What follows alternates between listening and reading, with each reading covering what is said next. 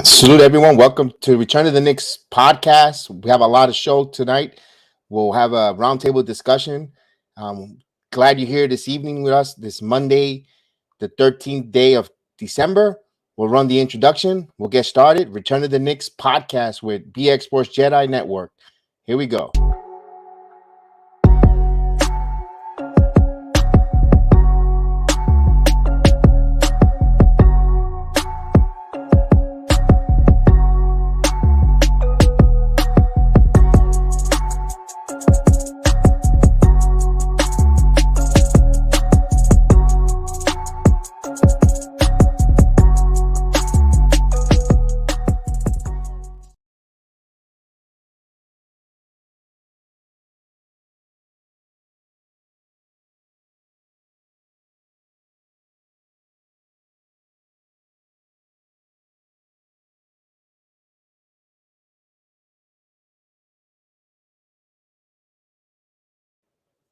Welcome everyone.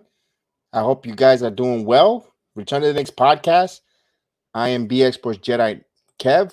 Later on, we'll have some other folks coming in. Isaac, salute. How you doing, my friend? Heel, what's going on? I am Heel in the building. Salute to you two gentlemen. I hope you guys are doing well. You guys hear me really good there. I hope everything is going phenomenal. Right now, the state of the Knicks, the flux of the state of the Knicks. Tonight's it's the pivotal point for the New York Knicks franchise. We'll get it started. Hopefully, Shep Dan and Z will come in a little later. Everyone running late, so that's the story of my career.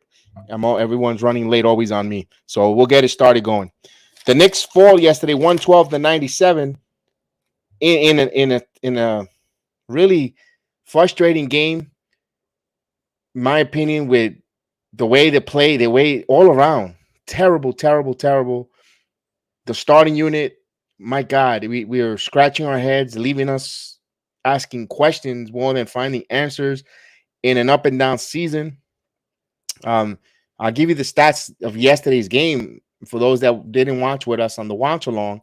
The Knicks shot 42.7% from the field, 35 out of 82. They shot 34.7% from the 3-point line.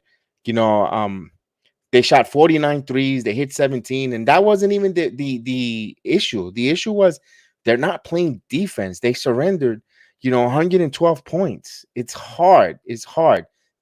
And, it's extremely difficult. And Heel says the Knicks, to make a long podcast short, they're just average team. The Knicks fans are all overrate them. And just being honest, there might be so much truth to that, Heel. You might be, so truthful to that. And salute to Heel, who's in the chat here. As long and know it, we're also going to be running this on the podcast on Spotify as well tomorrow. And Isaac, tomorrow, the next part of the Knicks Warriors is the Knicks are staring the Warriors in their face coming up. We could talk about a lot of things, good, bad, and ugly. And right here, Heel, this is good news. Is Randle being good this year, but not elite or amazing? Randle, and I wish I could say he's even good. Heel, he's average. He has his ups and downs. Roller coaster season. Especially when you set the bar so high last year, and not coming out, and maybe expectation, maybe us as fan base race are so starving, and so yeah, that's the best word for stardom. And we want to be at that same level, and we want to be talked about as the current NBA landscape, the Currys, the LeBron. Salute to James Ultra. Hello, my friend. I hope you're doing well. Doing a little roundtable discussion on there, and just talking about this team. They're in a pivotal point. A lot of trades. No problem, James. You didn't miss much. You just missed us getting frustrated. You missed the Quentin Grimes show last night, and we'll get to him in a second. And with Julius Randle, did he himself set a bar high that he might have peaked last year, and maybe we want him to return to that level, and maybe it was a perfect storm last year, knowing that there was an opportunity for him to set his family up with with a pretty decent max contract, a contract extension. No fans in the stands. The level of concentration, or hear his team's mates rotate and communicate on the floor much easier. And when it's 2,000 fans, 2,000 plus fans, than a full house, 18,000 plus. They maybe they were rotating better, and they could hear each other on the floor, saying, maybe they had a keyword that they rotate. Bobby February, salute, my friend. I'm glad you're here, my friend. So I don't know. It could be a perfect storm. Also, the loss of Mike Woodson could be another issue that no one really talks about. And yeah, we still have Coach Thibodeau, Andy Greer, Kenny Payne, Johnny Bryant in there, but Mike Woodson's coaching philosophy on the defense, when I mentioned it before in another podcast, was when Mike Woodson coached the team that year that they came out, they won 54 wins. They had an older Rasheed Wallace who was at his end of his line. But I one thing that stood in my head when the Knicks started, I think they won 6 in a row when they first started the season that year. And they asked, what's the recent success for this team, this turnaround? And I remember Rasheed Wallace is simple. We're telling everyone to rotate, and we're communicating on defense. Coach Woodson requires that from us to communicate, and that's a staple that the Knicks had last year. They were very good communicating and rotating.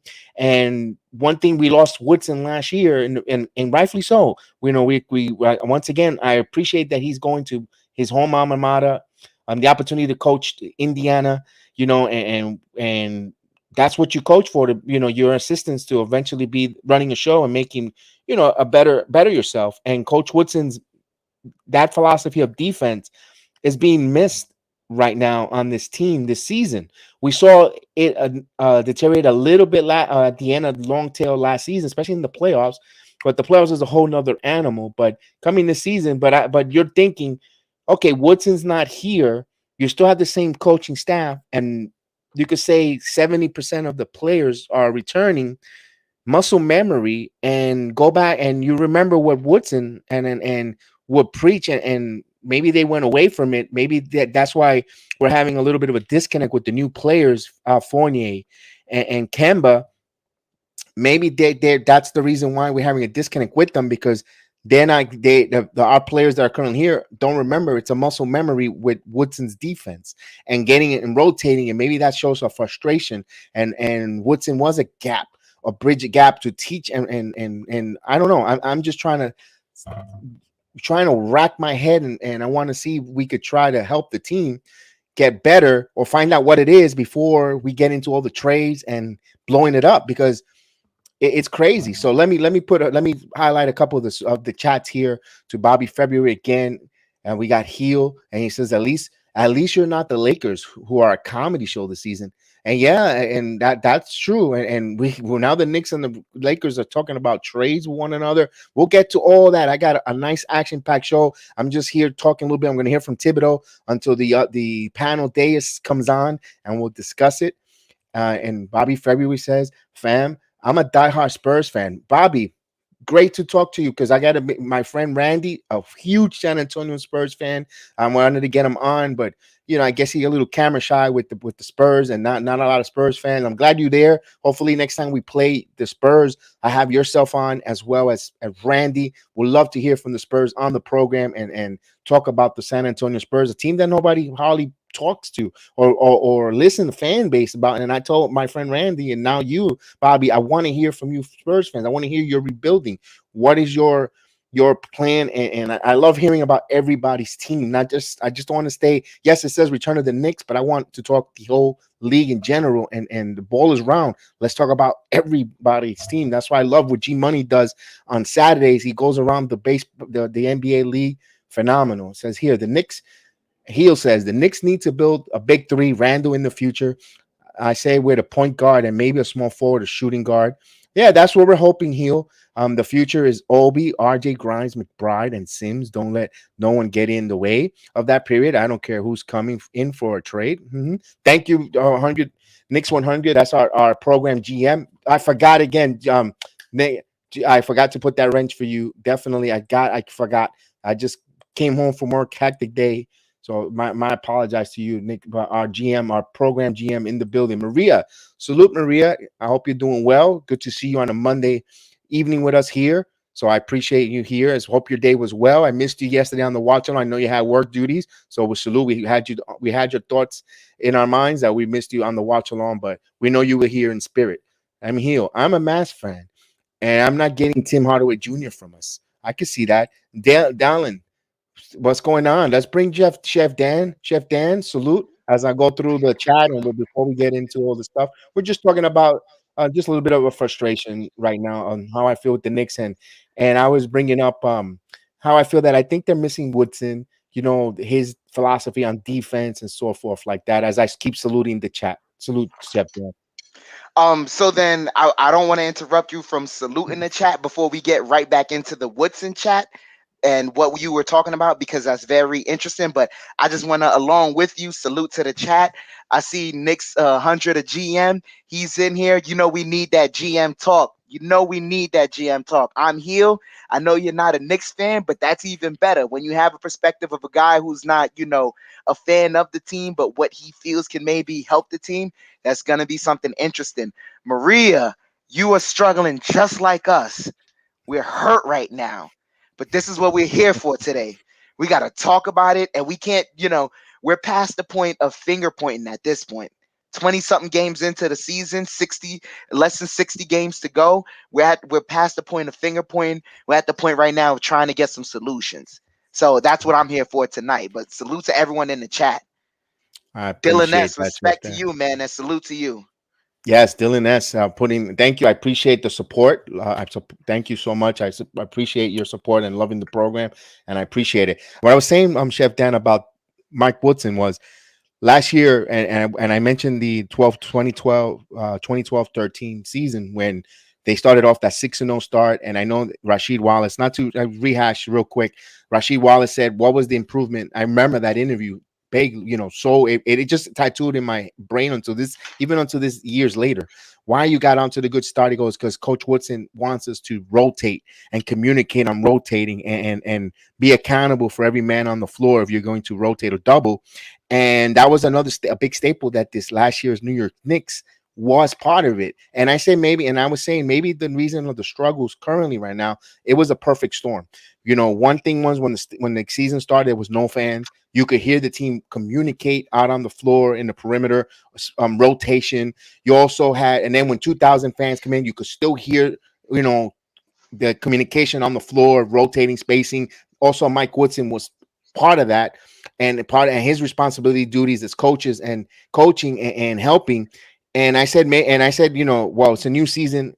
Woodson left, but muscle memory, guys getting good habits, good practice, a good culture.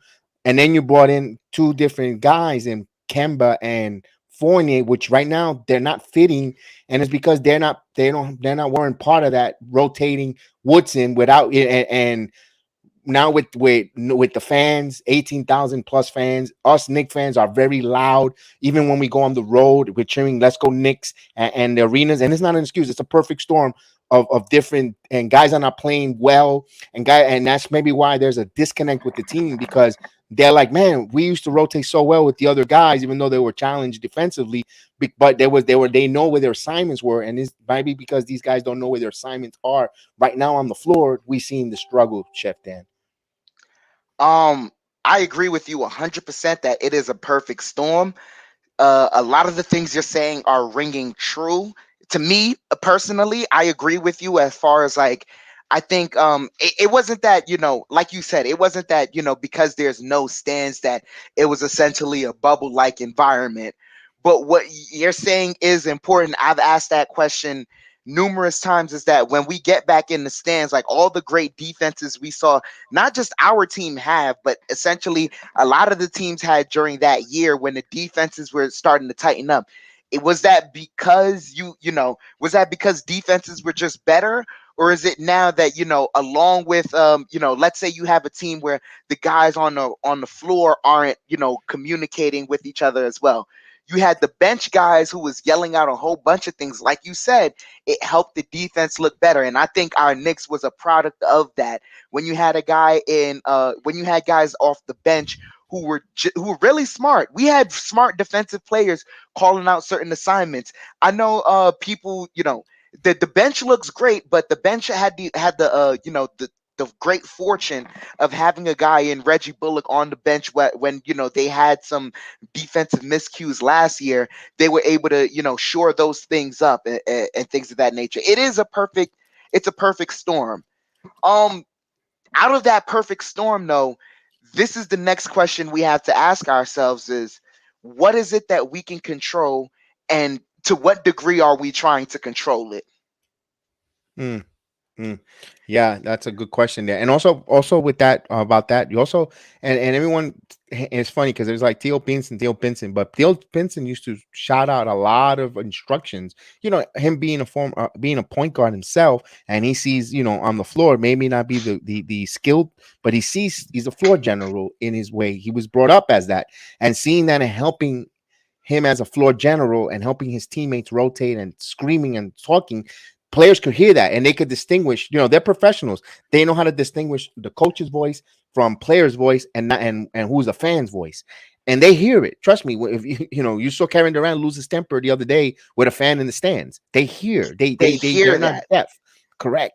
And what I agree And with you on top of that is I know a lot of people, and it isn't, once again, it isn't to hype up Theo Pinson, but it's right. just to say this essentially about most of the guys that come in the league and have spent a certain amount of time. If you ask these guys to talk basketball, like literally break down the terms, and if you want them to teach someone the game of basketball, a lot of these guys are professors in the way they speak. A lot of the professional basketball players, you gotta, if I know you guys listen to us sometimes, but take the time out to listen to some of the players when they go on other podcasts or when they answer questions from reporters about basketball. A lot of these guys are very smart. Fred Katz has really revealed to us. If you listen to the Athletic and things of that nature, Fred Katz, who used to cover the Washington Wizards, has said that John Wall is a basketball nerd. Like he sits there Yes. and he watches basketball all the way to a girls' high school team, and he could tell you which female is the next coming up in the WNBA draft. Like these guys are really nerds. So it isn't to say that our team is bad or anything.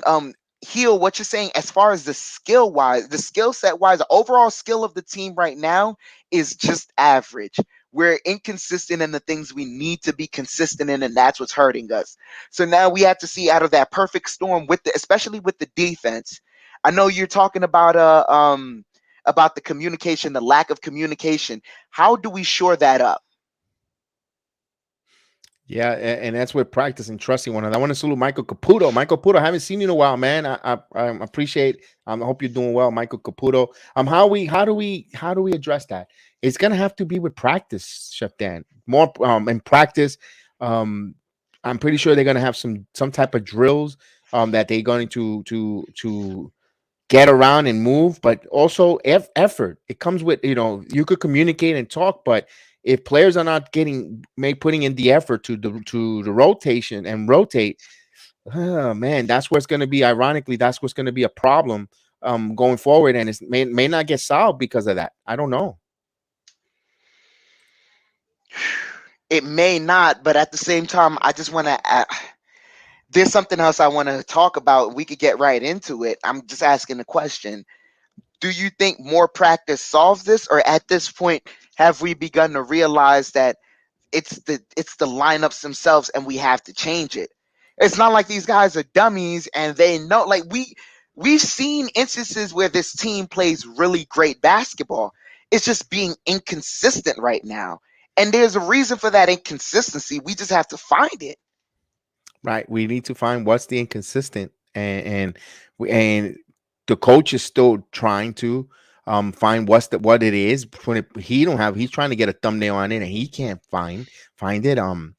And us as fans, what less, we don't know, and we don't know if it's ejecting youth, or or what it is. And I don't know. Derrick Rose isn't washed 69. He isn't washed though. It's your opinion with He's it. not. That's your opinion. Yeah, No, look, that's we your can opinion. like He might not be able to play 30 plus minutes. I grant you that, but he's not washed. There's plenty of gas in that tank for that for Derrick Rose. But salute to you though. Michael Caputo, that's a great question as far as how the Knicks made the playoffs, because last year and this year, as much as they're tied together, they're also separate. This is something I was talking about with Jedi, and the reason why last year was so perfect for us was not even, I don't think it was the fact that we made the playoffs and we were fourth seed and things of that nature. It's a combination of things. I think it was the fact that we made the fourth seed while keeping all of our draft picks. We were essentially winning with a team that was designed to be a lottery team. Right, right. And everyone, you know what? Also, everyone did their assignments well too. And I'm not gonna say perfect because first round exit, but they played extremely good. Everyone's role, and even the ones that were even not hating but hampering uh Alfred Payton, he played his role well He played his because role very well. At the end of the day, no matter how bad he was during the countless nights that he didn't show certain effort on certain things, like at the end of the day, what I can say is for a majority of the season, Alfred Payton played his role well in the sense that he was the point guard that was needed to help unlock Julius in a sense. yes, That yes, form of yes. Julius that we saw last year, it wasn't because I don't think you see that same form if Alfred is averaging if he's close to the triple double that he was averaging in Orlando. And I know everyone thinks that would have helped the team, but it would have essentially given Julius less to work with.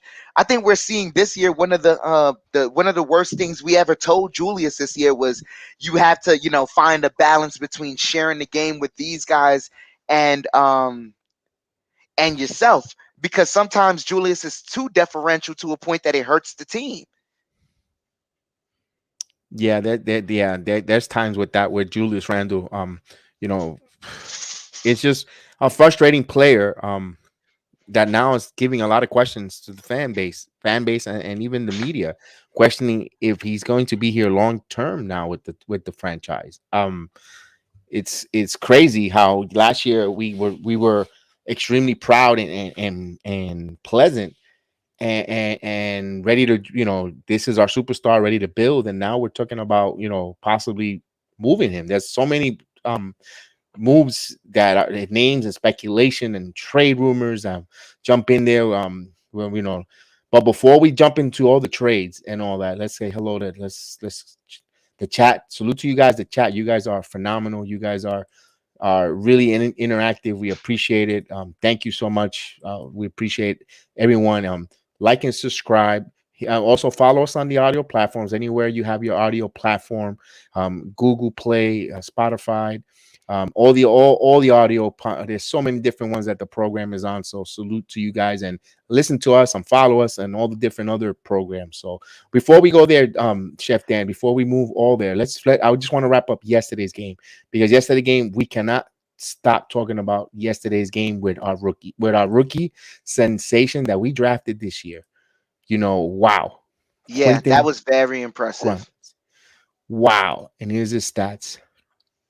Phenomenal. In 40 minutes of action, 9 out of 17 from the field, 7 of 13 from 3-point line. He was really good. Really good game. Phenomenal. 27 points. What's your thoughts on that? And hey, who says he don't play rookies? He played him 40 minutes. I understand it, and it's a necessity, but 40 minutes, that means Thibodeau likes something out of Quentin Grimes, guys.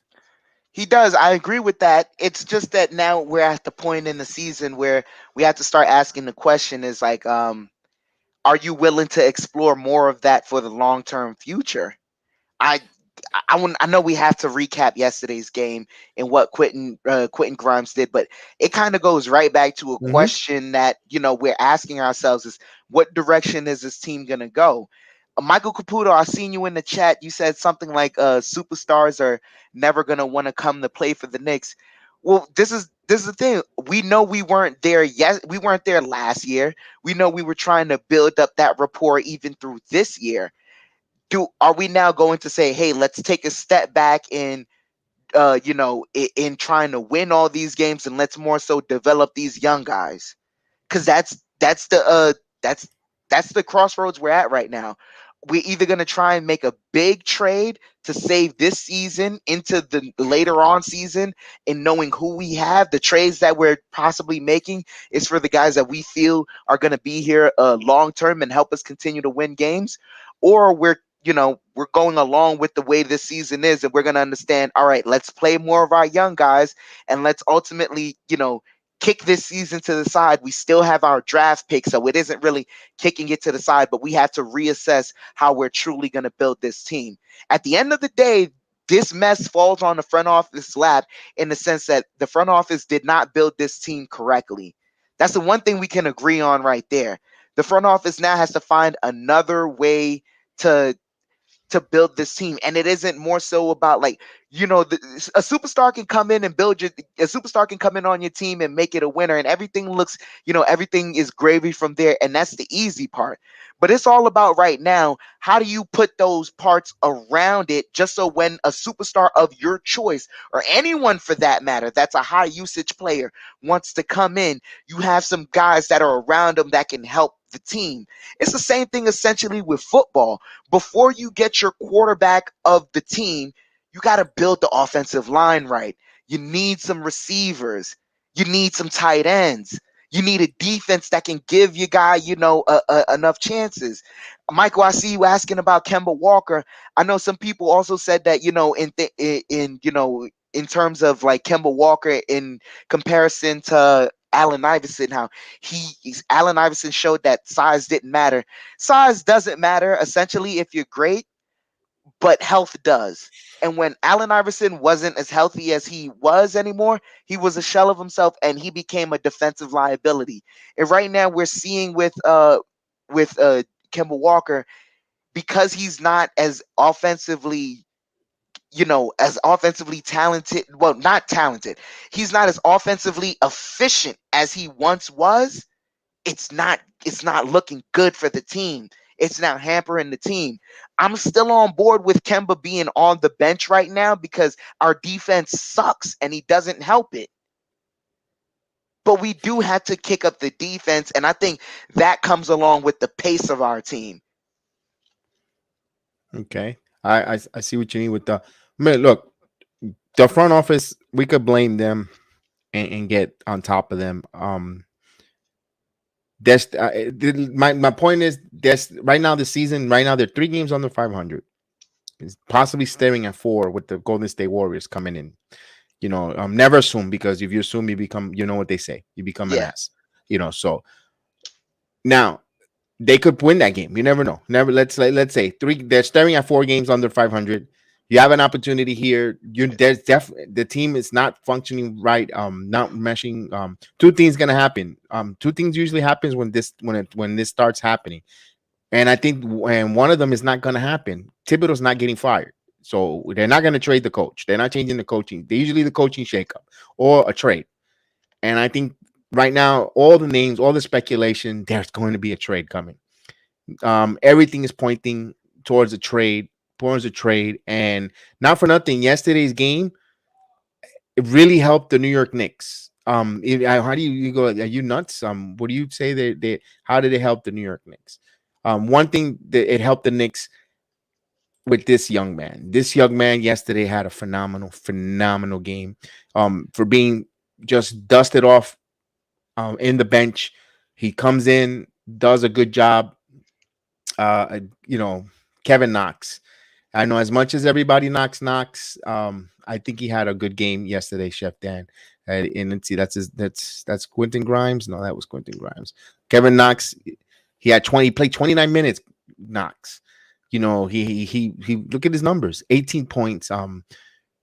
Got some rebounds. Went to the free throw. 5 out of 12 from 3-point land. Is he is he going to be the defensive player that Thibodeau craves and desires and wants and dreams about? No. But I think right now also, you're hearing a lot of reports. Teams are acquiring about him. You saw it in the Athletic. You saw it in SNY reporting. Ramona Sherbley's Everyone. You see all the beat writers saying teams are calling the Knicks. 22-year-old kid. He got on the floor. He showed he could scoring abilities. Maybe a change of scenery, or they could unlock something in Kevin Knox. I'm not opposed to trading Kevin Knox because we've seen clearly that Thibodeau doesn't want to play him. He has questions about his defense, and maybe a change of scenery is what's needed for Kevin Knox to blossom. Because at the end of the day, I still feel like the prototype of Kevin Knox, that player, can succeed in the NBA. It's just current. Unfortunately, it's not going to be with this team. I'm not opposed to trading Kevin Knox, and I know, like you said, because a change needs to happen, and the coach isn't going to be fired. We know a trade is going to happen, but along with trading Kevin Knox, I'm not opposed to attaching, Noel or Fournier to that and making a bigger move. And I that's the agree with you. question I want to ask you is, are you okay with just trading Kevin Knox and getting some type of return you can from maybe you maybe getting a second round pick from a tanking team that'll essentially be a low tier first round pick, or are you willing to attach his salary along with some other salary and make a bigger move? Listen, we right now. I'm glad you mentioned that. Enough with the hoarding of picks. The Knicks got a lot of draft pick capital, folks. They need to trade any players. They need bodies in here. The reason why is they own 2022 pick. They own the Charlotte 22 pick, unless if the Charlotte finishes, I think if it's 17th in the or lower, 17 or lower, then it goes to 2023. But right now they're sitting 19th, so right now they'll have two number one picks in 2022 drafts, plus two second round picks in 2022. Then they have a plethora of 2023 picks. They have their Dallas 2023 pick, and they have one, two, three, four, five 2 rounds, second round picks in 2023. What are we hoarding if we're not going to play and we're not going with the youth movement? We need to, enough. We got to trade these players to try to get a player that we need into the organization because. I mean, Chef Dan, we're hoarding a lot of. We also got Jokovitis in overseas. That's a stash player. What do you and personally listen? I think I'll be honest with you. I think the way the Knicks are going to win and build well is drafting and developing their own players. I agree, but you cannot tell me half of the team is going to be seven draft picks. We laughed about this year when they had a bunch of. Well, I don't think the Knicks are going to bring so many rookies, and long and behold, They Quentin drafted Grimes. four. Yeah. That's something I wanted to talk to you about as well, and we could bring this up right now. Mm-hmm. We know that, like, remember, like we said last, it was like these guys aren't gonna, draft, four rookies. They're not seriously gonna draft four rookies. They drafted four rookies. Yeah. They're serious about their youth movement, Yes. And that's what wins in the NBA right now, and that's especially. what's winning. I agree with you 100%. So now this is the thing I want to ask. Like, I want you to put up that Miles Turner Yeah. the trade proposal once again. Yes. Yes. And this is just S and Y, but I don't think it's going to take all of this. It won't take all of this, right? But I want to ask you something. As much as he gets hurt, would you He only been. would you He's only would been. you would you Yeah. I'm rather sorry to have interrupt. the duo of Miles Turner and Nerlens Noel, or Miles Turner and Mitchell Robinson?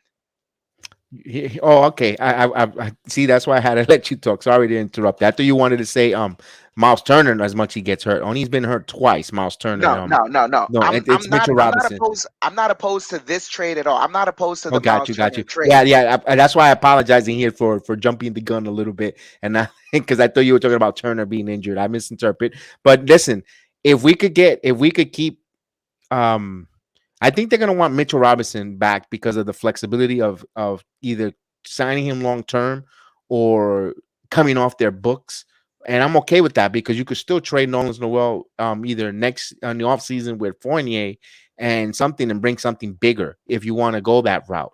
If it's Mitchell Robinson, as much as I like Mitchell Robinson, and I do, trust me, and I would like to have a combination of Turner and Mitchell Robinson going 1-2, centers are gonna have pulling their hairs because when one subs out, the other one comes back in, and it's like, whoa, wow. Well, what we getting some rim protectors, and at times, of course, a stretch five that could rim protect and leading the league in blocks, and Turner and Mitchell Robinson, when he's right and he gets ready, go. And then you got Jericho Sims. Don't forget, Jericho Sims is a wild card in all this.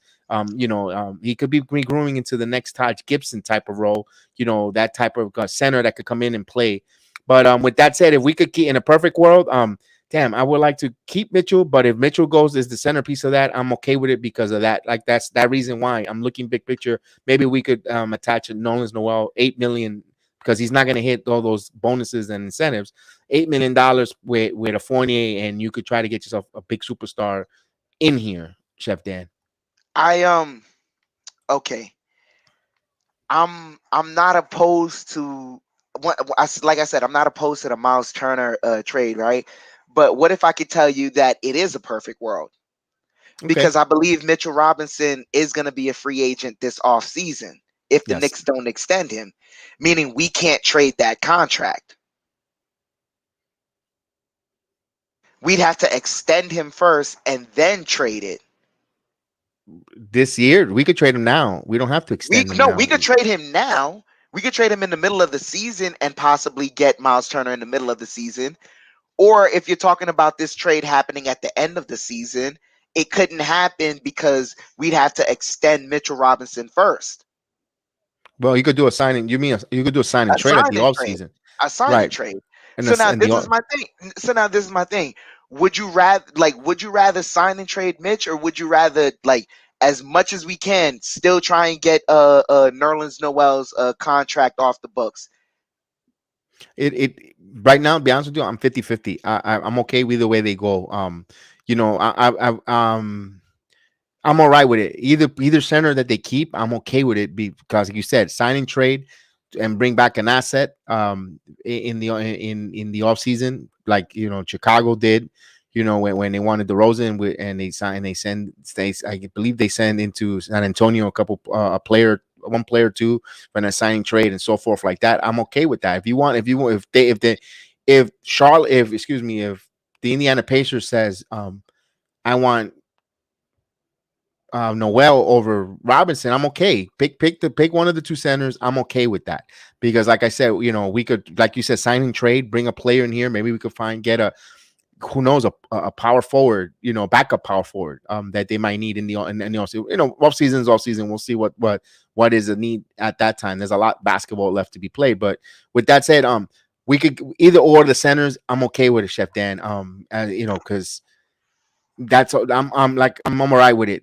Take your pick as long as it's not gonna, what do you want for it? And I guarantee, and I believe that's not, and that trade proposal that SNY guaranteed that's right now they're over exaggerating. Guarantee they could get Miles Turner for a little less. I know they can. That Like, we're both at agreement. We could get them for a little less. But I just, as much as he gets hurt, man, I'm gonna keep saying this because that's the big problem, is that when Mitchell Robinson gets hurt, we don't have him. But I his highs are way higher than Noel's highs. I agree with you, but we've been waiting. It's going to be his fourth year, and for the past 4 years we've been. Oh, when I Mitchell know, but see, Robinson no, gets no, no, ready, no, when Mitchell no, and it's Robinson, not, no, and it's not about. I don't want to talk about the. I don't want to talk about the prospect that Mitchell Robinson could be. I want to talk about who he is right now. And when he gets hurt, like I said, when he gets hurt, we miss him because, like, that defensive, ability that he has, it's still, there. Sometimes even when he's slow, it's still there. He's still getting some blocks and still a presence down in the paint. My thing is, I think if you're truly telling yourself, like, there's no difference for you between Mitch and Noel, you're kind of selling yourself short, and you might be making another mistake in the sense of trying to save the team.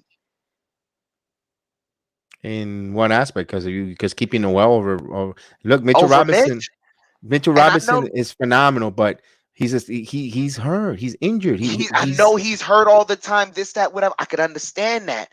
But let's really, like, let's now, like, it's not giving him a olive branch or whatever, but let's really look at the situation. The man on a broken foot decided to put on some pounds. He didn't have the the ability to work off any extra poundage that he may have put because he was still rehabbing the foot. That's a mistake that we've seen athletes make plenty of times. My thing is, if we while after during this season he comes to get back healthy or whatever, and during the off season we sign him and we get a nutritionist next to him and we go, hey, this is the weight that we want you to be at. Can we find a comfortable weight where Mitch is running around and he's healthy and this, that, whatever, regardless if he gets hurt again, because Noel gets hurt as well. Noel, and I'm also another one that I'm fed up with is Nolan's Noel. With don't grant me, when he's on the floor, he's a defensive impact player, up and down. Defensively, he stinks offensively. But both starter and bench centers, we're not getting anything from the centers, Chef Dan. Nothing offensively. We're playing 4-on-5, second unit and starters. And that's why I'm once again, I'm okay with having Miles Turner in there and he's our starting center. But who would you rather have backing him up? Noel or Mitch? Yeah, but you got to give something to get something. I want Mitchell Robinson. I want Mitchell Robinson back, but I think it's going to take Mitchell Robinson's contract. I think he's the one that's going to be moved. I hope not, but I'm going to be realistic. What I feel, and I think it's going to be Mitch. I would like Mitch to return and let it be Nolan's Noel, but I think it's going to be Mitch. Honestly, I think that's not the contract we have to worry about moving. Let's bring in Z. What's up, Z? How are you? Hey, I'm doing well, guys. Just got the kiddos settled down. Sorry I'm late. Chef Dan, you're good. Doing? I'm good. I'm here, brother. I just came from my girl's crib, so we got to talk these Knicks. Yes, we do. And did you guys just see the news that broke out from Clutch Points? Please let us know. Elaborate. Breaking news, folks. Breaking news. Well, I don't know. I haven't gotten to see what you guys are talking about just yet. Like I said, I was busy, so my apologies if it's not. But the Lakers and the Knicks are the front runners for Ben Simmons. Ooh, we'll get to him in a minute. We're doing the Miles Turner, which this is something that I love to hear from you. Beautiful timing. Perfect timing, because Chef, let me put the banner back up there. Now, let me put the banner back up there. That's the proposal, and I know it's like it's a little rich. Chef Dan's question to me is, if I could, in a perfect world, instead of sending Mitchell Robinson, would I send Nolan's Noel? And my opinion is, if whichever center the Indiana Pacers want, you could have if Mitchell or Nolan's, because Nolan's Noel, you could still move the contract in the off season with Fournier and bring in a bigger superstar. And Chef Dan, elaborate your proposal on keeping Mitchell. Why, so like that we could bring up Z to back up to speed. I just think that we have to learn a lesson from this offseason in being careful of the players we're bringing in and we're letting go as far as the identity of this team. And I know Mitch gets hurt all the time, but he is a perfect fit for the identity of the team. And if we, in an ideal world, I'd rather have him coming off the bench for Miles Turner as opposed to Noel. And if we can find a way that the contract we re-signed Mitch for ends up being a harder contract for them to kind of wrap their minds around, and they go, okay, we'll take the Noel contract, I'm for that. Okay, so that's a lot to unpack there, but in a perfect world, it's a business situation. In a perfect world and a business world, and as far as basketball, it's two different things. In a perfect world, Mitch has the most potential, let's say, compared to Nerlens Noel, and that's undeniable. He's younger. He's injuries have set him back. We haven't seen what he could do for a full 2, 3, 4 years in the league, if that makes sense, as a starter. But it's a business, and Mitchell Robinson is going to command a lot of money.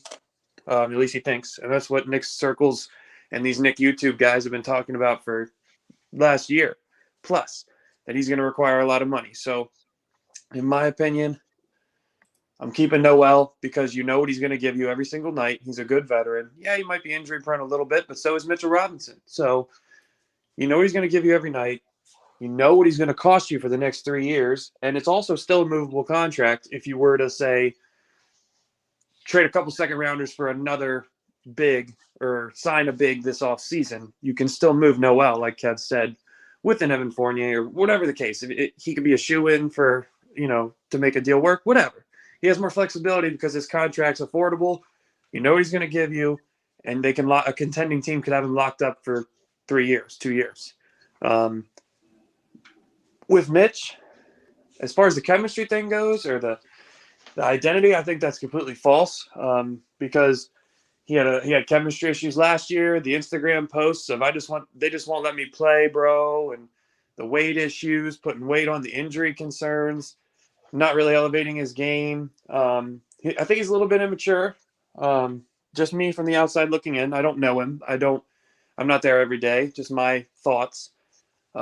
I'm giving him up because Indiana they're rebuilding, so they'll be able to take a flyer on him. They'll get assets. They'll get draft picks in that trade, and they'll get a really young, talented big that they can take a flyer on. And since of his injury concerns and all that stuff, they'll be able to sign him cheaper than what he wanted. While we get exactly what we need, a player that's better than Mitchell Robinson, does everything he does well, just better, 3 blocks a game. Leading the league in blocks last year. He's leading them again this year. He can shoot the 3. He can rebound at the same clip. He's just as athletic. He's just a better version. He's what we want Mitch to be someday. So you can get that while still having one of the best backup bigs in the league in Nerlens Noel. And in my opinion, that's just a better go. I just not sticking on the topic too long. I just want to ask the question. During this season right now, and knowing that he's going to be a free agent this offseason, after this performance so far during the season, is he really going to command a lot of money? I think he'll want more from the Knicks because I think he's trying with those cryptic messages and tweets or Instagrams, whatever you call them. I'm getting old. I don't know what the kids call them these days, but it's cryptic. I've seen that. I've seen some of the Instagram posts. I've seen them, but at the same time, he hasn't been, completely oblivious to his bad performance. He's always, the reason why hold on. What would hinder his value even more is if he gets traded to a team like that. Okay, he's being traded off an injury-prone season, an underperforming season. His value is going to be even less for Indiana, and that's what they're going to like.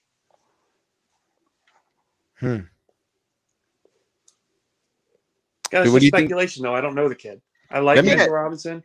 I have nothing bad to say about him, but like I said, it's a business aspect is where I'm thinking. And you think because right now he the offer 12, I get these 12 million, 4 years for 54 million is the max the Knicks could give him. I think that's what he'd commit. That's what he'd want from the Knicks. That's what because he played on a discount for so long. He's not worth 4 years, $54 million. Yeah. He's not worth it. Not in any way, shape, or form is he worth it. I know, but see, this is my thing, right? Now looking at the culmination of 3 years, and like I said, I love Mitch, but has this really been a discount? He's truly played like a second-round player. Well, no, but Chef Dan, if you look at I'm talking the first 2 years, okay? When he came off the bench, he really had, if you look at his per 36 minutes, he had like 4 blocks a game. He had tremendous value and player efficiency rating for when he was out there. So he had an argument of, okay, pay me more. I'm worth it. They need to give me more of a shot, blah, blah, blah, blah, blah.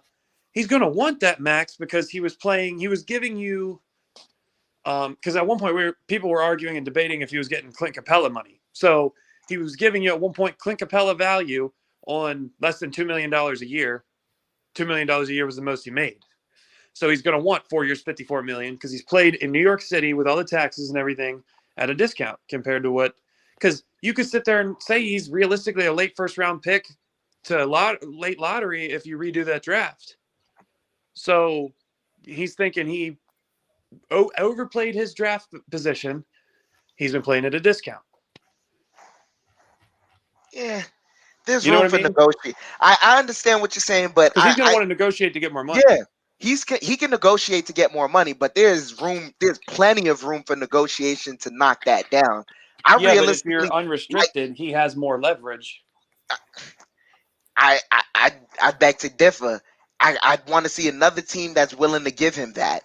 Someone will. It, Someone will. and look, and I'd I be look at the just as Hornets. I Yeah. look at a team like Charlotte that has LaMelo Ball and Terry Rozier and has Bridges and Washington. Here they have all those good wing players and guards that they need a rim running big. And the way Michael Jordan spends money on players that are most of the league would be like, oh my God, why? I think they yeah, would and give him look, money. and this is I'd love to see that because Charlotte has a free flowing offense. They have a good thing going right now. All they truly need to do is develop with what they have right now, and they could data send up. We see it clearly with the way they're playing. They don't need a guy like Mitch who's going to be in the lane clogging everything up. All those free lanes that Miles Bridges and Gordon Hayward has to the rim, those are going to be clogged up with Mitch. That's the But reason we don't want Mitch in the starting lineup. He gets up and down the floor. He can pick and roll and be a lob threat. They need defense and they need rim protection, and that's why guys, and they're on the mouse. They can't afford it. They don't have the capital, but they want Miles. The Charlotte Hornets want Miles Turner. They've been known that they're looking for a center. Yeah, Salute Clutch money. Points, Yeah, the that Hornets, article I referenced, Clutch salute, Points, they were one of the teams that had called about him.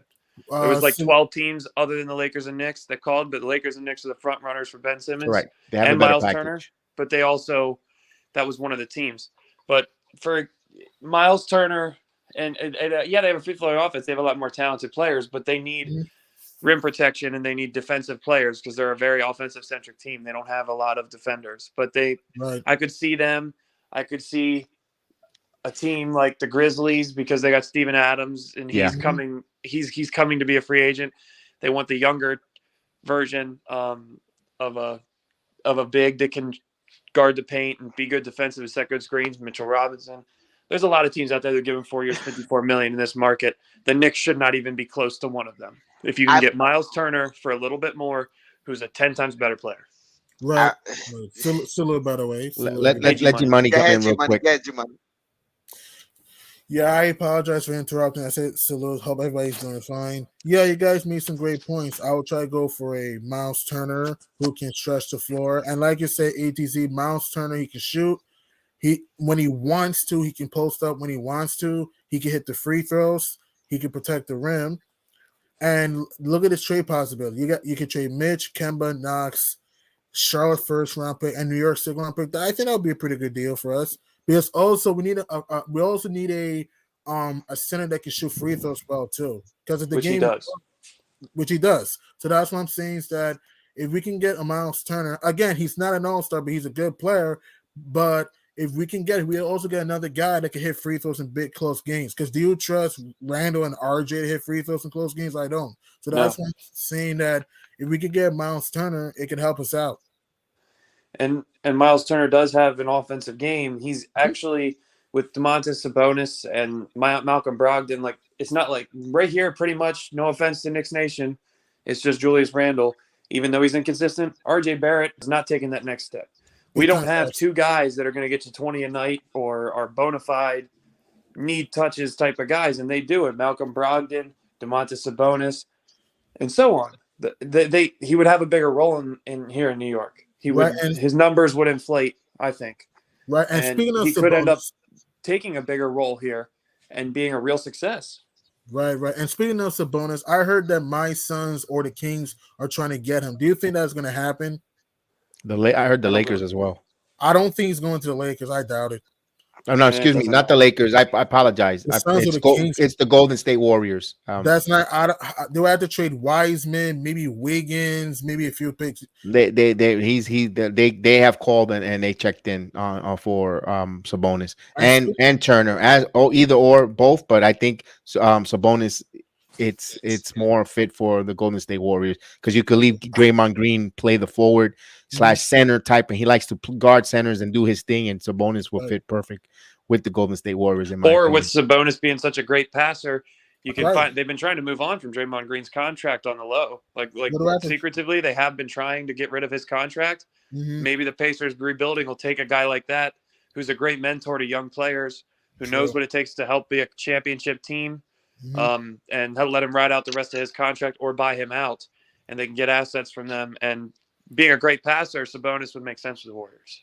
So, or do you think Sabonis will fit in Phoenix, though? Do you think he'll fit in Phoenix?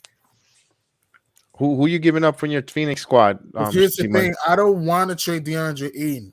That would have to happen because I don't see how we can have Sabonis and Ayton as the same lineup. I don't want to give zero sense. It makes no sense. I like Sabonis, but here's the thing. Even though Sabonis is a more talented player than DeAndre Ayton, Ayton's a better rim protector. That's the Ayton's thing. also younger. Ayton's younger too. So he has more potential, but so yeah, I don't. If I were Phoenix, I ain't gonna do that trade. Nah. I'm with you. I'm with you, Russell, on that one. I actually thought about that. I've said that before. Yeah, but to bring it back to the Knicks, yes. If we want to talk about use that stupid narrative, no offense to people, that Simmons can't handle New York, or this guy can't handle New York, or that guy handle New York. What makes Domantas Sabonis a better fit for New York? I mean, has we heard he's some tough guy that can handle a lot of pressure in a big market, or? Is this a question? Because a lot of people say this guy can't handle New York, or this guy, or this guy, or this guy. Ben Simmons had a lot of good years in a market in Philadelphia that has some of the worst fans, some of the hardest fans to play for. And Domantas Sabonis is in Indiana. And speaking of Indiana, on Golden State right now, there's a fun fact. Debate right now. There's a fun fact. But I get what you're saying. I get what you're saying, Z. I mean, I get what you're saying, but personally for me, I get what you're saying, but personally for me, I think Sabonis will fit better more than Simmons, because here's why. He can pass, he can crash the glass. Simmons is a better defender, more athletic. We can agree on that. But Sabonis is a better stretch five. He's not a stretch five, he's a four. Stretch four, excuse me. And also Sabonis can bang in the post, though. He can bang in the low post. So can Ben Simmons. I mean, Ben can, yes, but also it helps my argument. And the game is close. Sabonis can hit free throws. Ben can't. Again, Ben is a good player. I'm not denying his talent. He's a good player. But what I'm saying is that I want players who can hit free throws in close games. That's what I'm saying. Yeah, I want a guy who can actually play point guard and get everybody else involved. I mean, and Domantas Sabonis, we'd still have the same issue we do with Randle. We need a true point guard. Well, we're not gonna get it. When point guard, we're not finding it in this. Ben Simmons literally is true point guard. We're not finding it this season in the trade. But it's not gonna. We don't have the pieces that the Sixers want. They wouldn't want Julius Randle, who can stretch the floor and play alongside Joel Embiid. No, you should not trade Randle for Ben. No way, in my opinion. No, I didn't know Randle was some all NBA. That's not. I mean, look, that's cool. Randle did that for one season, but you know what Daryl Morey wants. He's not gonna go we like Randle and all, but let's be real. You're not gonna go from almost trading for James Harden to definitely doing it for Julius Randle. Right. Everyone's gonna look at Daryl Morey like, what did you smoke? Everybody looked at Daryl Morey when he traded James Harden to the Nets. Yeah, and Harden might get a ring in Brooklyn. He didn't trade James Harden to the Nets. Rumors: Russ to New York for Fournier, Knox, and Rose. You think that can happen? I don't want it to happen. I wouldn't do that. No, these are all the rumors, guys. These are all the rumors from inquiry. From all these websites, and not the Twitter. I got it from Twitter, but I went to their websites to make sure they were reputable websites. Another NBA rumor. They're just throwing things to see if it sticks to the wall, in my opinion. You know what that is too, Kev? That's a lot of front office executives around the league leaking those rumors to see if their trade sounds stupid. Mm-hmm. Yeah. See what the fans think to get a gauge of how they would react. That happens more than you know.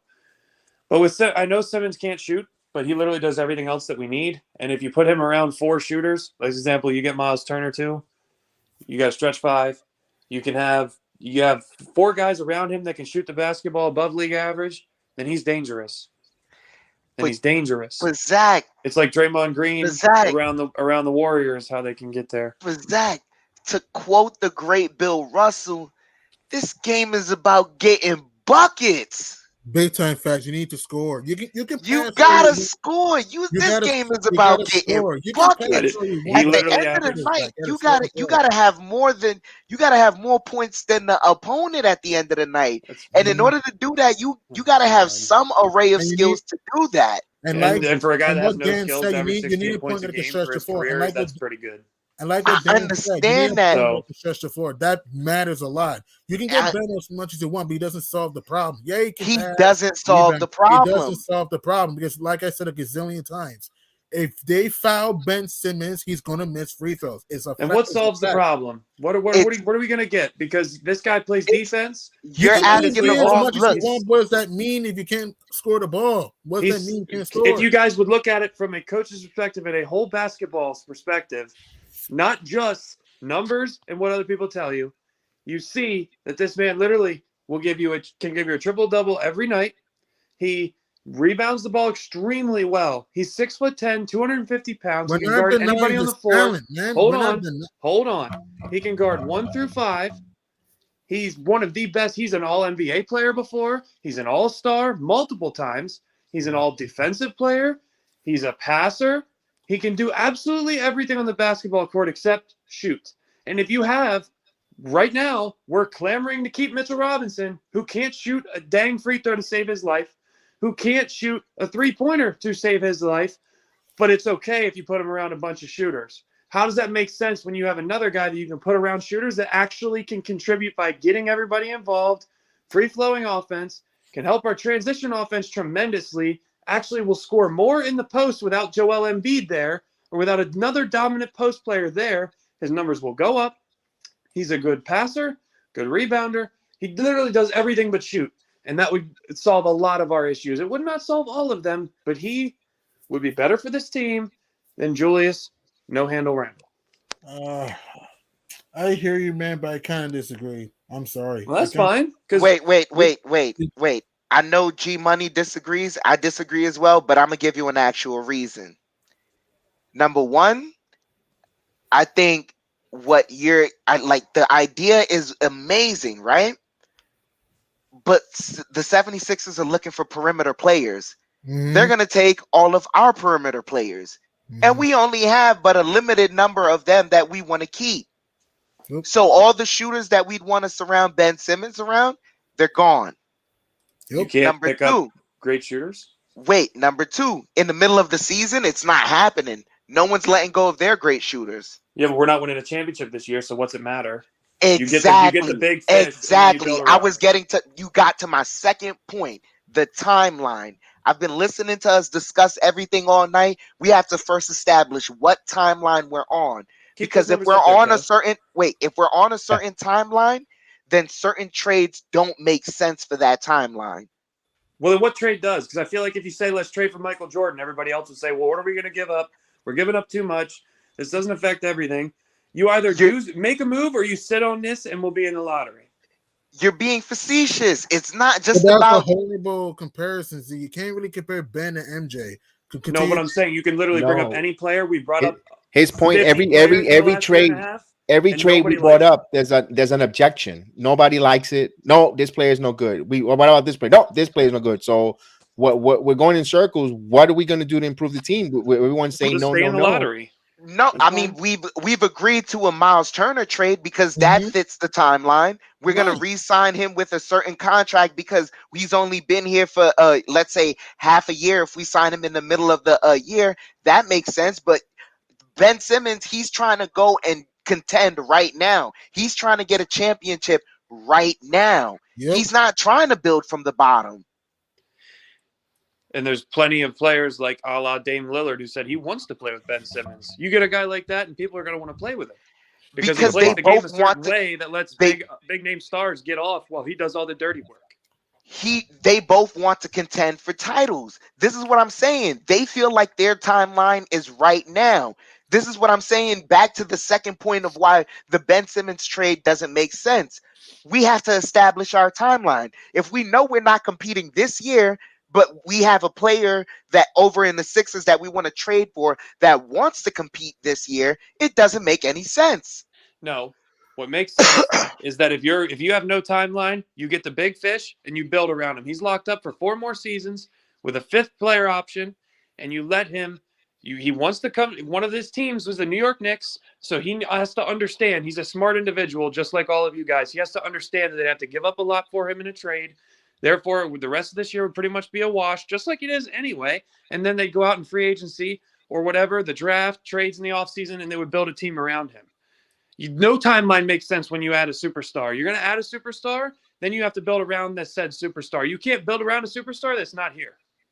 And you can can't have build all around the identity around the best player that's not here to win a championship. Because I hate to tell you guys, we don't have any player, any timeline on this team that's going to be a best player on a championship team. So you have to add that. We've been talking about the best assets that we have is Julius Randle, Mitchell Robinson, and our picks. That's not enough to build a team around the guy if we have to trade that in order to get the guy. You're not going to build a team around him with Julius and Mitch anyway. And you have to give up picks to get any superstar. We're gonna build around Ben. I understand that. That's part of it. But we still don't have a treasure trove enough to do that and then build around a team from him from scratch the next year. We don't have enough for that. Yes, we do, because they literally asked Portland, CJ McCollum and draft picks, and Portland said no. So if CJ McCollum's enough to get him, that's Julius Randle theoretical. damn sure is. That's theoretical. That's no, that theoretical. Was reported. I'm not Look gonna it up. It's before the general manager got fired. That was reported. Look it up. Neil O'Shea. Neil O'Shea, who got fired? Yeah. Yeah. They had a deal on the day. They were working a deal, all that crap. You know, they were trying to move him. I don't know why they were. I guess they were waiting for this December 15th number deadline. Neil O'Shea is the reason that CJ McCollum got his contract. But what I'm saying is, if CJ McCollum's enough for the Sixers, doesn't matter about what he did with Portland. If he's enough to get Ben Simmons and they say no, then we have enough in Julius Randle package to get Ben Simmons. And yes, you can build around Ben Simmons if you put great offensive players, shooters around him to get him off. You need a number one option as far as scoring goes. He can be the best player on a championship team. Giannis Antetokounmpo couldn't shoot. He still can't shoot. Yeah, but I can't take and you put a lot of shooters around him, people that fit him, and they won. So I can't take that. I love you, Z, but I can't take that take seriously, because here's the difference with Giannis. At least Giannis can attack. Just listen, Zach. Ben Simmons can't attack the rim? No, can I explain my point, please? He can attack, he can pass, and also Giannis is willing to shoot. He wasn't just banging the post. He was willing to shoot. If you actually watched the playoffs, Ben isn't willing to shoot. That's what we're trying to say. At least Giannis, I'm not saying he's a great shooter, but he's willing to shoot. You can't really compare Ben and Giannis. But you're not, G-Money, you're not winning a championship with Giannis shooting the ball. It doesn't matter if he's willing to shoot or not. You need players around him to help him win that championship. But they did win with him shooting the ball. They won off him shooting three-pointers. That's what you're telling me. They won. No, they won off of him. No. One at a time, guys. One at a time. All right, sorry. I have to say this because everyone kept thinking that Giannis needed to develop a 3-point shot, and that wasn't the solution for Giannis to open up to defeat the wall. His solution was a mid-range shot. He developed that near the foul line jumper, the one that was killing, the one that killed us earlier. Ben Simmons does not have that. Heck no. We is not from the free throw line area. Yes, he has. Ben Simmons does not have that. He has shot from there. How many times? Look, he may have shot from there, but it is not a consistent shot. Okay, let me ask you this: how old is Ben Simmons? He's in the early 20s, right? He's about 25. 25, 24. There's still time. There's still time for him to develop a shot. And we're not saying that there's not time for that. But he's in the mode of, with his skill set, he feels he doesn't need to develop anymore. He can just go and get the championship. And it depends. How do you know that? Do you know him Ben personally? willing to improve. That's the thing. It's easy. That is what he said through Rich Paul. That is what Rich Paul has stated. Rich Paul has stated a lot of things. He also is getting sued by Nerlens Noel because he told people that Nerlens Noel wouldn't accept a contract that Nerlens Noel wanted. Rich Paul is a snake. No, but that's fine. And I'm glad you mentioned Rich Paul. That's Gotcha, fine that gotcha, Rich Paul has that business with Nerlens Noel, but that has nothing to do with the fact that currently Ben Simmons is his Ben Simmons is his Ben Simmons that's Ben Simmons' agent, and that's who Ben Simmons feels most comfortable as representing him, because Ben Simmons has refused to step in front of a camera ever since he's taken this hiatus from the Sixers. He has Right. spoken through them, through Rich Paul. That has been his representation through all of this. So if that's what he is saying on behalf of Ben Simmons, that's his word. That's what And I'm we glad, have to take it as, and because I'm glad that's you the guy he's mentioned. paying.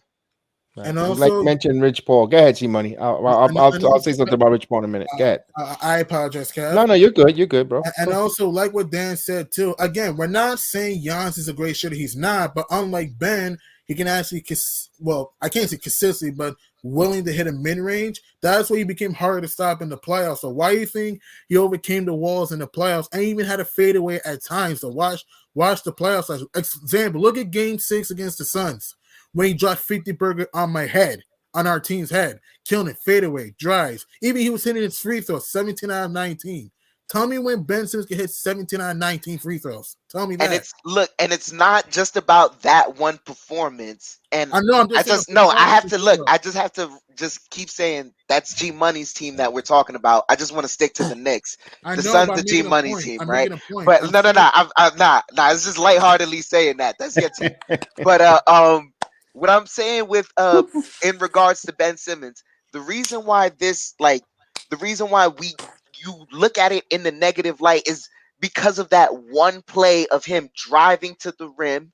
You have Trey Young right there, that you're in your wheelhouse. You can finish on Trey Young, but you decide to kick it out because you didn't want to get fouled.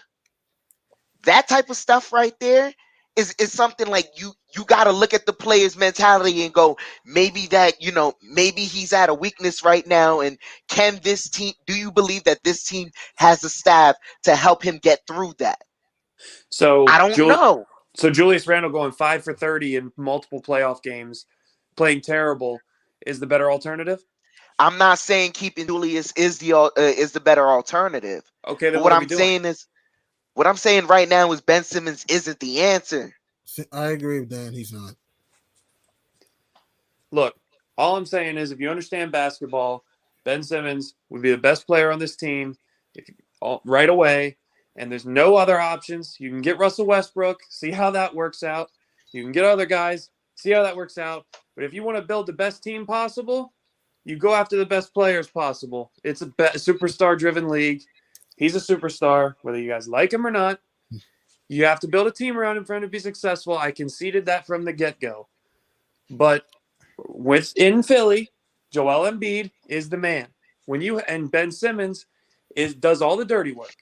When you have two guys that are effective, because Joel Embiid can shoot, but he's more effective, and I think you all agree he's more effective when he's banging down low and being unstoppable in the post. Right? Yeah. Yeah.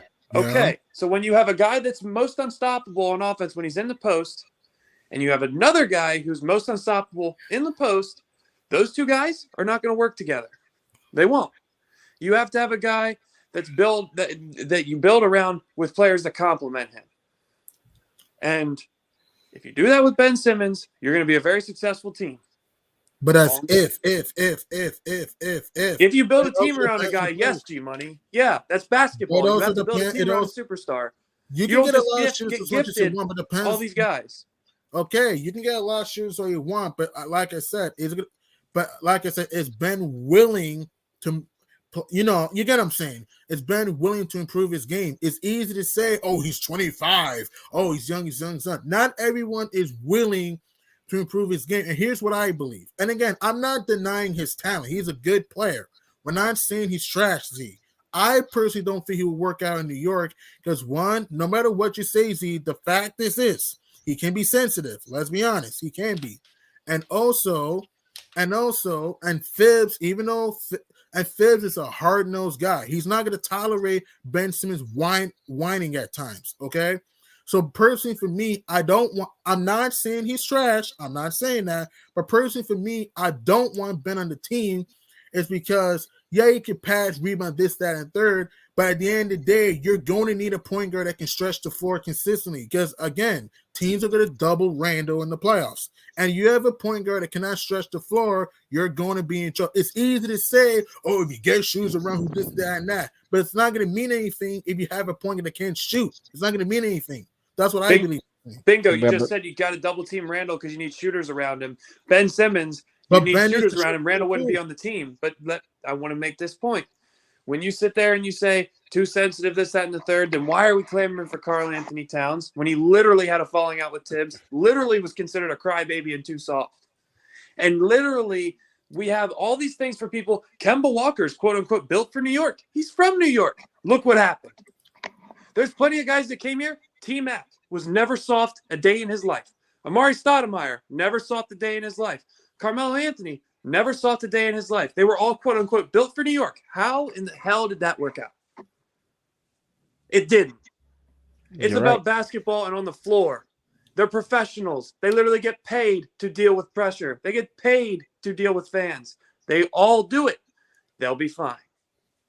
And when I wanted to mention about Rich Paul, I don't see Leon Rose being a former CAA, agent working and trying to bring a Chris Paul agent in here. I don't see it. Rich Paul agent. I don't see that they want to trade and bring him in here. I don't. That's why I don't think. Let me ask you something. Ben Simmons on the Lakers, does he work?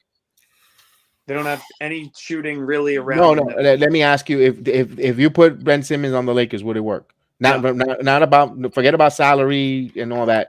If you put him right now on that Laker team, no, they don't have enough perimeter shooting. No. Anyone else? Yeah, I don't think it'll work out. Because here's the thing: I don't think it'll work out because people talk about, oh, Westbrook can't shit, neither can Ben. Because here's the thing too: even though LeBron is an all-time great, he's a great player. LeBron can be streaky at the line too. So can Ben. So it's like I don't think that could work too.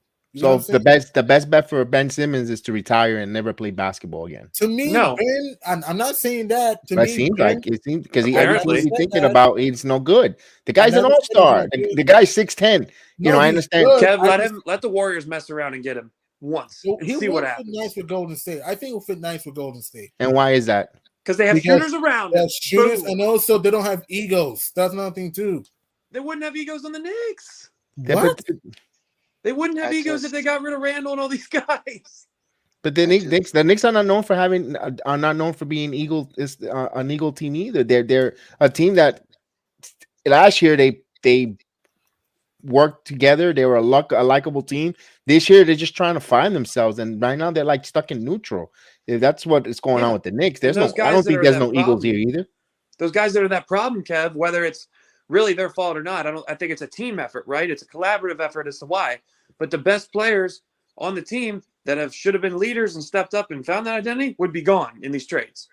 And no, Ben doesn't only work on the Warriors. He's an all-star, one of the best players in the game. He literally would work on a lot of teams. And if that's the case, right, Kev, just let him retire. Let's the Knicks just not trade for anybody because no one's going to work. No one's going to make us happy. Not to that degree either, Zach. But I think there is a weird way that Ben Simmons will work. In not just New York, but I also think the Timberwolves he could work. Sure, the Grizzlies. The Grizzlies, he could even work in San Antonio. He would be dangerous in Chicago. I think Ben would work in Sacramento. He would be dangerous in Chicago.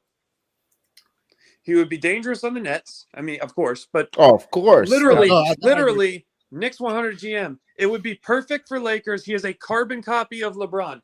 So we don't want a guy who is a carbon copy of a young LeBron, and we want to nitpick him. Well, Giannis, who's literally one of the top three best players in basketball. Hold on, G-Money. He's literally one of the top three best players in basketball, Giannis Antetokounmpo. Or, Joel Embiid or guys like these. These are great players, top 10 players in the league. Okay, he might not be exactly like them, but that doesn't mean he's not a top 15 player in the NBA. If you're a top 15 player in the NBA, if you have him, there's 15 other teams that wish they had him. Yeah, we'll agree to disagree. The panel is too right now. I don't mind Ben Simmons on, but I don't know. If the Knicks were to get him, what if if they could get him on the cheap, but the salary, that's another issue. I mean, I think it'll work in the Knicks. I have a funny feeling it might work, but I don't think it's going to happen because of the agents. Too rich to trade for him. It's just maybe they just want to get the New York Knicks involved in it, just to get other teams to see if anyone wants to get involved with it. I don't know. Like, we salute Johnny Davis in the building.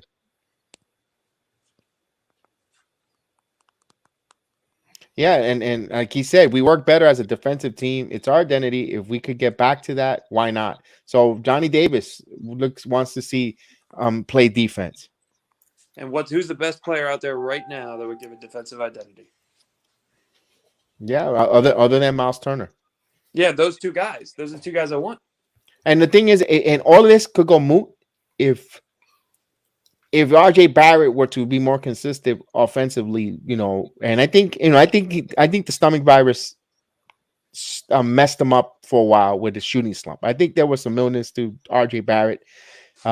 Look for him the next 10 to 15 games to really start getting back to the RJ Barrett we saw last year and what we saw in the beginning of the first few games of the season. I think the best of RJ Barrett is yet to come going forward. And if we, like you said, if we get that primary scorer, and that's the problem with we're missing. We're missing a primary scorer, number one, and all these other questions and narratives that we have and will go away. We won't even be thinking about all these questions and conversation and debates we had right now. Yeah, and I'll concede that we haven't seen the best RJ Barrett yet, but and that stomach virus, that could have a lot to do with it. Your help me out, stamina, just not feeling well, that has a lot to do with it. Not everybody can be Michael Jordan and play through a stomach food poisoning and stuff like that.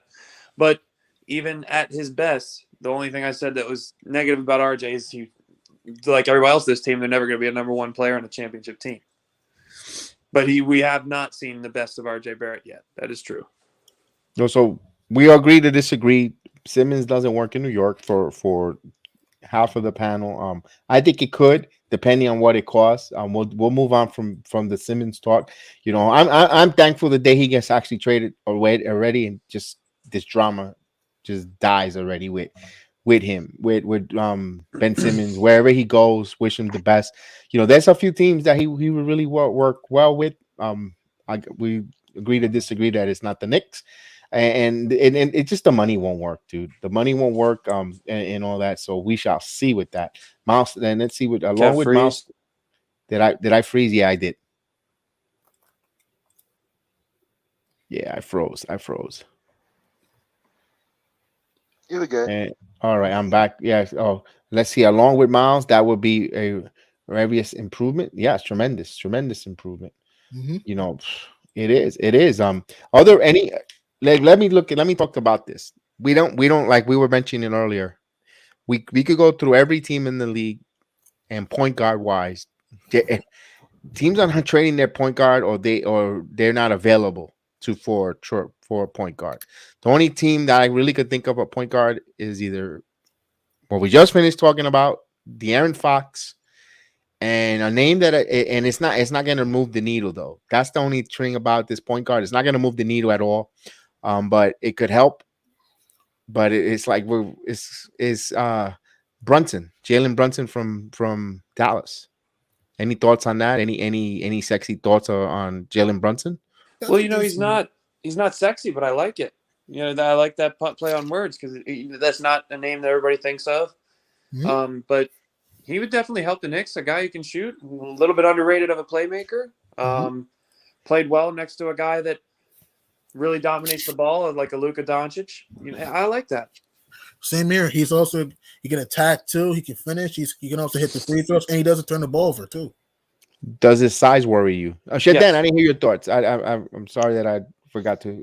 Go ahead, Shep Dan. It's very interesting. I just have a funny question for I'm Heel. Being like, how many of our players does your team really want? Because you really just built in the Dallas Knicks down there. Yeah, everyone that's used to being the Knicks uniform down there. I'd like Amhil's, answer on that if he's still in the chat. But yeah, that'd be an interesting proposal to look at.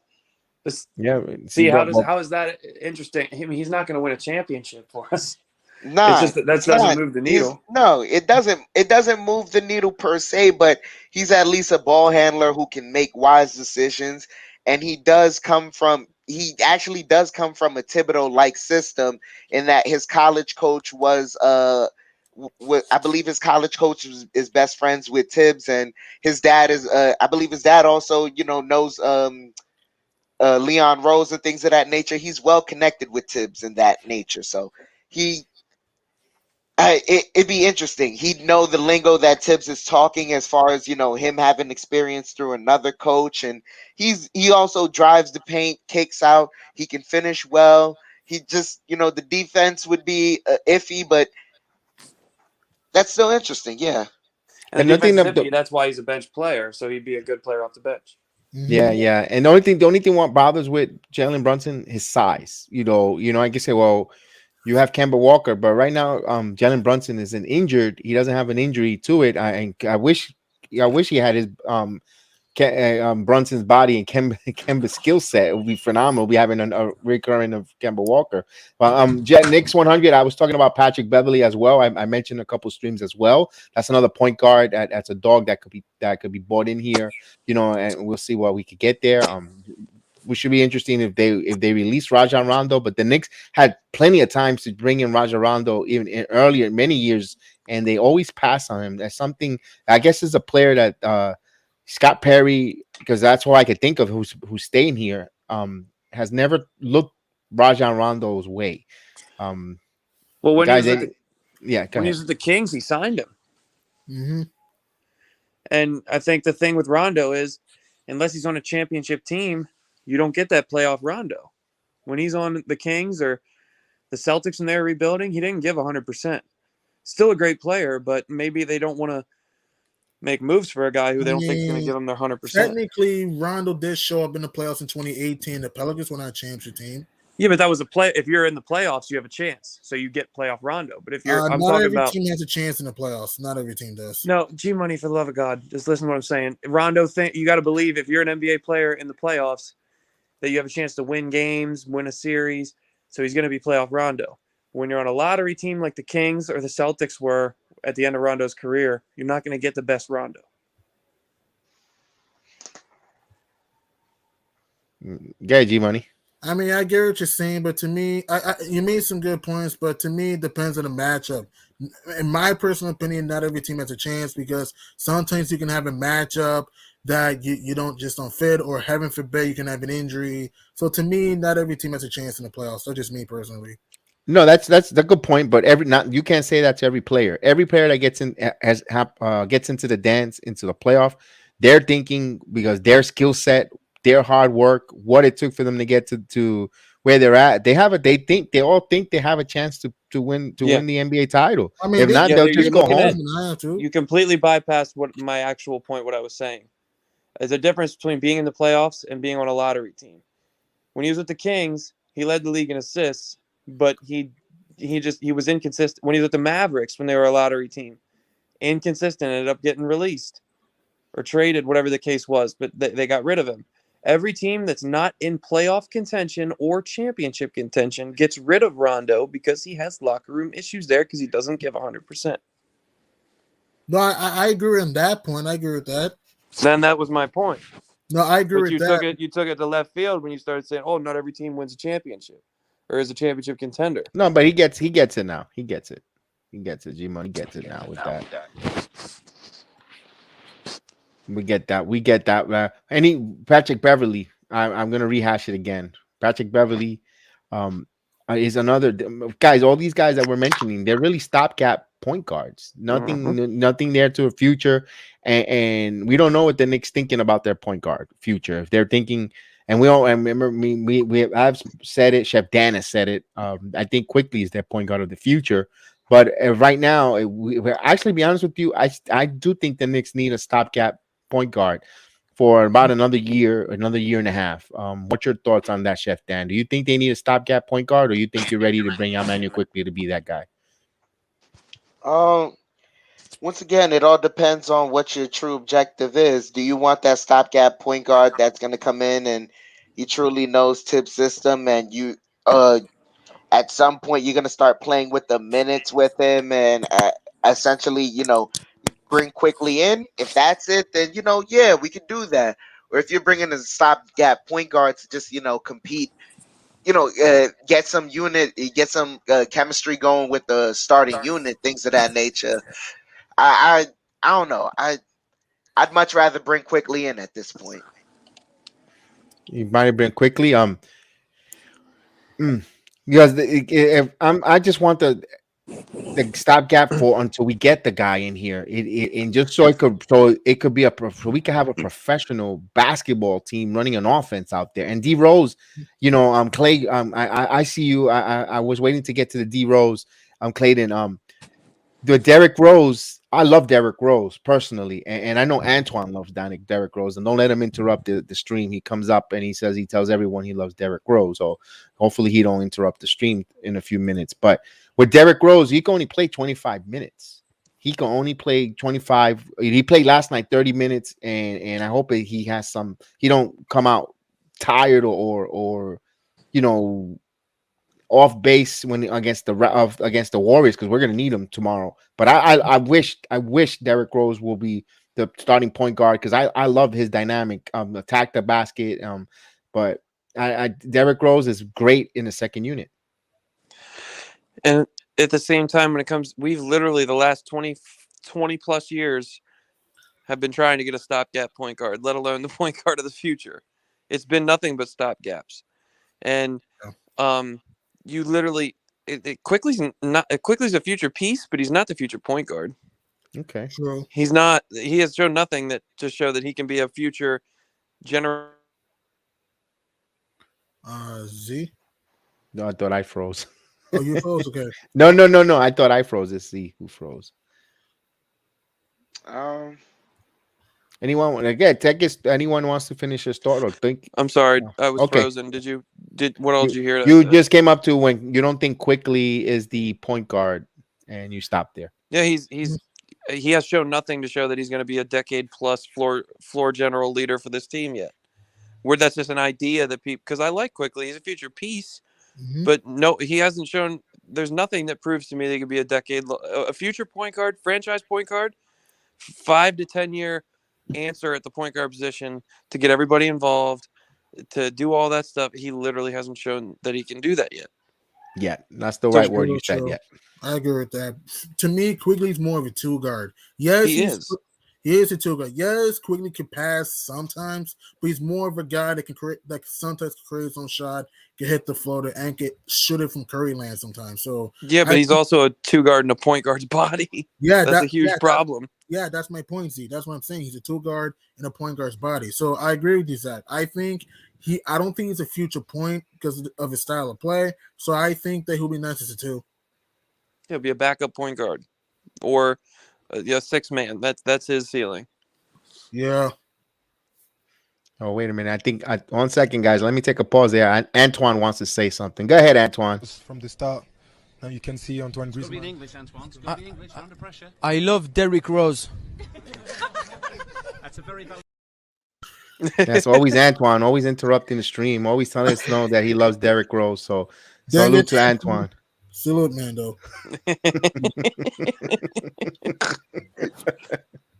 We got to be a little silly here, so just to be a little silly on a Monday night. Yeah, got to get a little Gary with it sometimes. Yeah. Let me ask you this, Sacramento. I'm looking at. I thought of a deal, and I know we're talking about Julius Randle. I'm going to touch a subject here it's probably turn us to a Ben Simmons type of deal again. Sacramento has a player that we need. Well, not really. Don't we need him that bad? But we do need a small forward. Am I correct? We don't need a small forward, and he's making the same exact money as Julius Randle, and he's a couple years older. I mentioned to Chef Dan. I know he's going and. What'd you think of trying for Harrison Barnes? for Julius Randle. The money is the exact same money. Barnes expires when you need to stretch, when you need to give RJ Barrett a contract when it's 2023.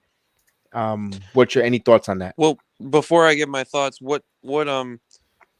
since I know that's a guy that you've been talking about, what do you think a trade offer would look like for both sides? Or do you even have that idea in your head? I just contemplate the money. I thought I was talking about it, but I wanted to bring actual 100% facts and money because you're gonna need to show Julius. You might have to send Burks or some type and picks. You get Barnes. You might want to bring someone that they don't want. Also, Marvin Bagley. Marvin Bagley at $6 million, something like that. And now you're bringing but then you're bringing a power forward and a small forward. You might give up scoring but I don't see Burks. Maybe we have to give up a young player with Randle. Maybe a quickly. I don't think we have to give up quickly for Harrison. No, Barnes. neither do I, because they got Halliburton, they have Fox, they sign Devon Mitchell, they have Devon Mitchell. They're looking for Davion. They need beef. They need a power forward who could be their franchise player, and Julius. Because I think this is the way I view Julius Randle, and I mentioned it on before. I think Julius Randle is a franchise player for teams that are ready to stop lottery to ready to take that next step for a play-in. And I think that's personally, that's me, and I think that's Julius Randle's ceiling. And he's the type of player that you could trade him around and get great players back. Always you could keep moving him because he has a lot of trade value, and he's still gonna go there and give you a professional, and he's gonna be a one on a really mediocre team. That's that needs to go, that wants to take the next step. And when you're ready to take the next step, he's going to be included. He doesn't see the promised land. He gets moved to rebuild again. I think that's what I'm sorry to say that, but I think that's what Julius Randle, in my eyes, is stuck as. So I think because you say that, they're going to be okay with getting a guy like that for Harrison Barnes, almost straight up. We might get a draft pick out of the Kings. We might get Harrison Barnes, a draft pick or two, and a Marvin Bagley, a guy who's a center that they don't feel a need. But if we did that, I like that, because just your front court. Let's talk about your front court. Your small forward's Harrison Barnes, who's a stopgap small forward, but he's a good stopgap. I mean, let's be honest, 15 plus points a game, good shooter, really good defender, can pass a little bit in a free flowing offense. You saw him in Golden State, and athletic too. With a continuous motion offense, he can do that. He could also play. He can create a shot if he needs to. But in the same token, you have him. You have you're counting on the emergence of Obi Toppin in that, and you're going to give him room to grow. And you get a Marvin Bagley, a guy who was a second overall pick in the draft for a reason, a good offensive center, has to work on his defensive game a little bit, but that's where you also rely on Thibodeau and his scheme and his system. You still have Noel, who's a good defensive center who can start. And you have Marvin Bagley, a good offensive guy off the bench. That helps out in a lot of categories, Kev. I know Chef Dan disagree, because we had that conversation on there because, and Chef Dan, what was you made a good point when I mentioned that. I when we talked about it last night. Go ahead, elaborate on that. It's not that I'm opposed to it. I would more so welcome that trade in the off season as opposed to in the middle of the season, because it's a change of position. So you're really going to have to, I know we're already overhauling what we have as an offense, but I'd rather make that change during the offseason. That way we can do training camp with that brand new lineup. We're seeing right now that, even though we brought in certain guys and we had a full training camp, it didn't work out because the build doesn't look right. But now we have to be more calculated. I don't just want to jump in and make this, make this trade out of nowhere. If anything, I know that the other thing that I discussed too with Jedi was that I don't know if Harrison Barnes demands a double team on the Sacramento Kings, but I like currently that. Julius Randle still does demand a double team on this Knicks team. So if anything, what I wanted to do is more so pivot to using a lot more of the younger guys and having Julius just as soon as he have the double team now, simplify it right back down to last year. But now you're just having young guys and you have a more so free flowing offense. But Mhm. you can't have you can't have a free flowing offense when you're relying on a guy to get doubled. When you're relying on a guy to get doubled, you're relying on a defense to break down to a guy that's pounding the ball. For example, when Golden State without Kevin Durant, they moved so quick on offense Mhm. and to the point where you couldn't double anybody. You couldn't. Right. They collapsed the defense. If you have, for example, let's just say Harrison Barnes and Marvin Bagley.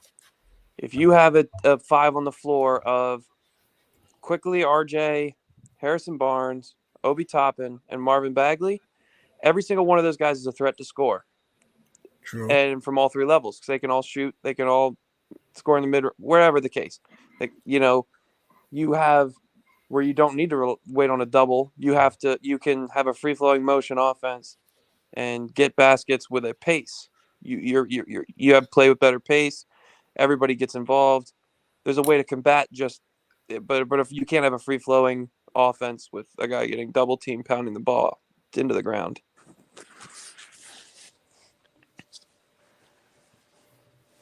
Anyone take a shot? Any trades you guys think that you don't see? That you don't free flow. Gee, put your GM hats on. Let's top it up.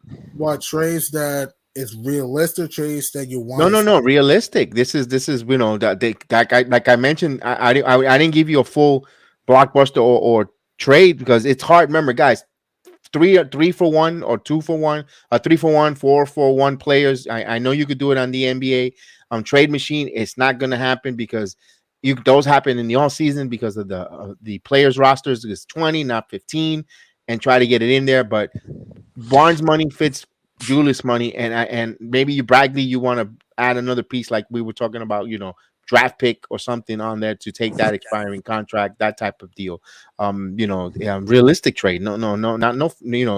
Realistic that could. And it doesn't say it's going to happen, but if money fits, it might not fit. It might not be something that we like, but something along those lines. Anybody? Anyone, chef? I haven't really gotten to looking around to the rosters yet. Like I said, I'm okay with if we could do the Miles Turner trade, and I'm willing to give up Mitch, I'm willing to give up Knox, and I'm willing to give up a second round pick or so. I think that'd be enough to get it done. Though it's because it's within the conference. I don't know if they'd want more than that, but yeah, I'm willing to do that and maybe open up the team more, but I'm more so concerned about that Fournier contract. I know the stats wise he's looking good, but he doesn't fit with this team and we have to get rid of him and find someone that does fit with this team, and it maybe have to be someone that cuts more and has a grittier defensive identity. I don't know who Ooh, fits what that about Jeremy Grant? description right now. What about Jeremy Grant? I know Jeremy Grant's hurt right now, but you think Jeremy Grant would fit in New York? Because he can defend, he's athletic, and he can hit the three sometimes. Detroit. Yeah, Jeremy Grant. I mean, they were talking about him last year. I remember there was talks last year with the Knicks was interested in kicking the Jeremy Grant tire. It all depends on Detroit if they want to move him because they're building something with young core. I don't know. That's why I like when they ask you about the Raptors. Would they move for Van Fleet? I doubt it. Right now, I'm gonna say no. Right now, I'm gonna say no. ICP maybe. Even if you and one guy in my home city, Jonathan Isaac, and if they tell you Jonathan Isaac and you have to take Marquise Folk, any Or interest? Terrence Ross. Don't steal my thunder, Kev. Terrence Ross is on the trading block. Orlando has been fielding calls for him. People they've been calling up for Terrence Ross. A lot of teams have called for him. I know that. I try to see my pal to find out if in fact any and when is Isaac going to come back? I'll get some information on the Magic soon. I'll try You to got to get steal it. my thunder with that Jonathan Isaac, Kev. I mean, you never know. well, the Pacers are trying No, to but I'm saying I was steal- waiting for everybody else to go so I could bring up Jonathan Isaac, but you stole it. And then like Knicks 100 says Cam Reddish. Me, you know me. I'm gonna be totally. I want to see Reddish on this team some way somehow. But for I don't know. I He's don't think the Hawks. priceless. I don't understand how he's priceless. I don't think the Hawks and the Knicks are going to want to trade Reddish, bring Reddish here to play with RJ and try to get him unlocked here. That's another 3-and-D that the Knicks could use. Yeah, I just don't understand how he's priceless. It's not like he's a super. So anyway, yeah, I like Cam Reddish, but I'm calling about Jonathan Isaac. You guys, all of you know me. You know that's my thing that I've been clamoring for 2 years now. He's a guy they're a rebuilding team. They're not rushing him back from the injury. If they were competing for a championship, I could see him already on the floor by now. Right. If not, sometime this season. He's a great defender. He has the potential to be a top 3 to number 1 defender in this league. He can be a slasher and cut backdoor, cut within the offense and get to the bucket. He can shoot a 3-pointer. He can protect the rim and play great perimeter defense. That guy can literally do it all. It would be a perfect small forward for this team. But if they they make make it too sometimes, right, and they're making you take Marquise Fultz. Any interest in Marquise Fultz? He's a solid point guard. Mm-hmm. Why not? Jeff Dan, he was starting to turn his career around before the knee Oh, injury. you meant Markel Fultz, yeah. Markel Fultz, excuse me. What's your thoughts on Markel Fultz, Chef Dan? I don't know if they'd be willing to trade him, but if they are interested, I might take the flyer on that.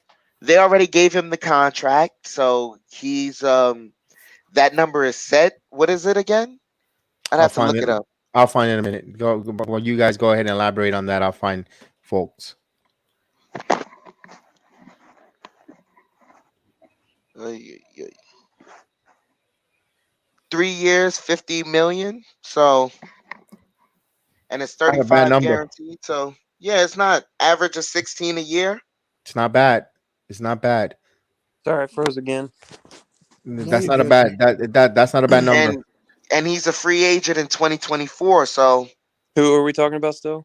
Markel Fultz. Markel Okay, Fultz. yeah, and he started to turn his career around before the knee injury. Yeah, Not only that, and the emergence of Cole Anthony, and then they signed Suggs. Mhm. I don't think that there's room in Orlando for him. Taking him on, you might like. I think Chef Dan was saying, I apologize, my internet was getting funky, but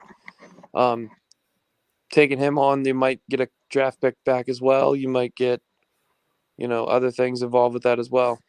That's if you want to bring in Cam Reddish. I mean, excuse me, Isaac with folks. If they want, if you want to take that salary off him, I don't know. Orlando, New York rarely makes trades with them. They I mentioned before, and those that don't know them, the Magic, the DeBose family they don't like the fact that we go into their stadium whenever the Knicks play and we overpower them, with the fan base and they have that little brother complexion. They feel, New Yorkers.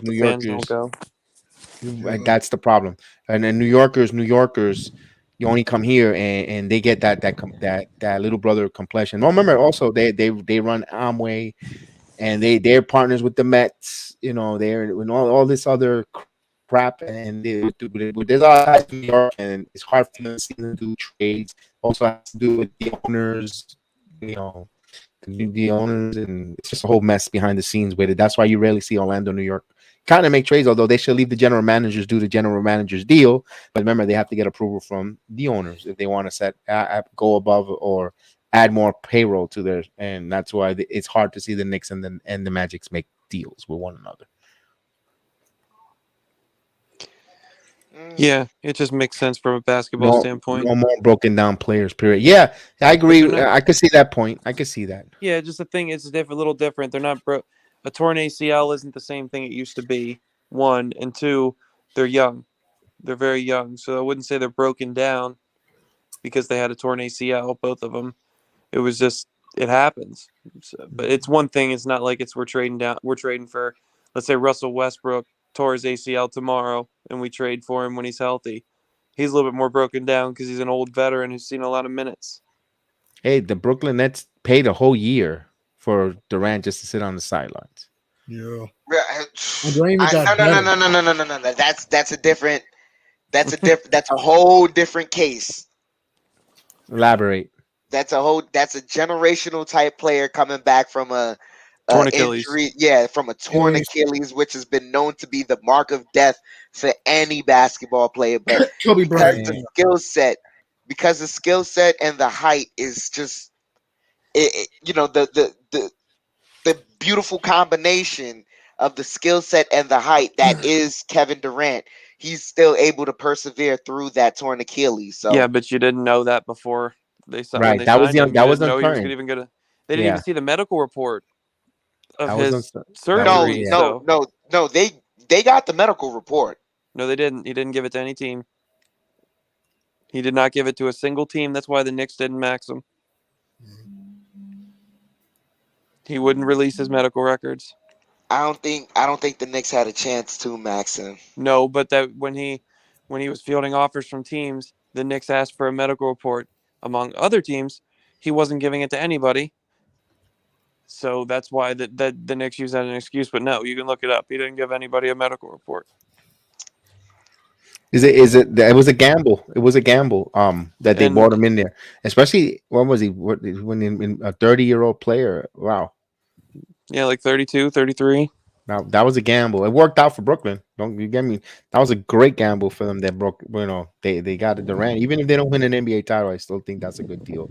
That was a good deal, a gamble for them to sign Kevin Durant. My opinion. That's just my opinion. I agree. And Durant, agree. Durant's even looked better from his injury. His mid range, even fluent, his three ball fluent. He could still attack. You saw what he did against Detroit too last night. Woo-wee! Fadeaway, long threes, pull up, jumper. He still has a complete package, and his defense has improved too. I remember against Atlanta in the last few minutes against Trae Young, he was physical with Trae Young too in that game. So Kevin Durant's really improving his defense too. Yeah. He's really breaking the narrative, playing really well. Kevin Durant really broke the narrative, playing extremely well. From that injury, no one says that he was going to recover the way he's recovered and playing the way he is. He's leading the league in scoring. I mean, Crazy. And he might get a chip. I know it's early and things could change, but he might even have an opportunity to get a chip. Because I heard Kyrie might come back. That's what I heard. yeah. Now, before we wrap up, because we're going to wrap up in a few minutes here, let me ask you this. If there is a trade, how many trades would it be? I'm thinking it's just that one trade, and I think it's just the Miles Turner's trade. If you put a gun in my head, I think it's just one trade. What's your thoughts, Jeff Dan? It's not just gonna be the Miles Turner trade. I believe this front office knows that Fournier just doesn't work with this team. Like the match just doesn't work, and they're gonna get rid of that contract as well. So I think if it is one trade, it may just be the Fournier trade to me. I think Fournier is an off-season deal. I think just my opinion. No one's trading for that contract for a guy who just underperformed severely the first 20 games. He's still got good numbers though. He's still shooting over 39% from three, from the field. He's got good numbers still, despite the fact the eye test he looks putrid. But number wise, he still got good numbers. But what's your thoughts on that? On the original question? My thoughts are, I think it's just gonna be one trade. I don't think they're not known to make big deals anyway. The short track record that we have with them. So then we'll see. But as far as we're lucky if it's going to be even a trade, because the way it seems, they're not going to trade for anybody. But I don't know. We'll see. It's gonna be interesting. That's for sure. Up until the trade It's going to be interesting. And if anything pops in, I'll just pop up a stream. If anything happens on the 15th, we'll, if there's not on the game or if it happens during the game, we'll definitely keep you brisk. And so I hit the notification bell. G Money, how many trades you think they'll come forward? I say around like one. I think Miles Turner might be gone by December 15th, but other than that, I don't see much really. The only other trade that is maybe could happen, maybe Ben Simmons, but other than that, probably No, just but for the Knicks, I'm talking about the Knicks. How many? This for is the a Knicks Knicks, podcast. oh, my Knicks. fault. For the We'll leave Knicks, that for Saturday. We'll leave that for Saturday for the G Money, the notorious G Money Hoop Show. We'll talk around the league and the NBA on the possible trades. That's a cheap plug for you, G Money. yes. Yes, and upset alert potentially. Pacers up 5-2, 14 to go on the Warriors. So, how many You trades just- the Knicks will do? Do you think they'll end up doing this trade before the trade deadline, December 15th? It doesn't have to be December 15th. One date that I wanted you guys to keep an eye on is February 3rd. February 3rd is going to be a really important date because that's the date that they're able to move Julius Randle. But Right. we're all set. I'm gonna say one trade. That's it. One. Okay. Any thoughts before we say goodnight? Any dark horse player that you could see just possibly will move before the trading deadline and saying they're unhappy? You know, it's that's why keep an eye on those teams that are below 500. You know, that might say, you know, I just want to get the heck out of here. This is not working well. And one name that I want you guys to keep an eye on big time is Brandon Ingram. He should leave New Orleans. Brandon Ingram, just playing TC, he will fit nice. New York, Miami, he will fit nice on those teams. He hasn't asked for no trade or nothing, but seeing what's going on with the big Zion, you know, not healing himself, not breathing well, you know, still, and he's like, you know, we're gonna be again. I don't see a playoff. I'm not gonna get playoff bonus.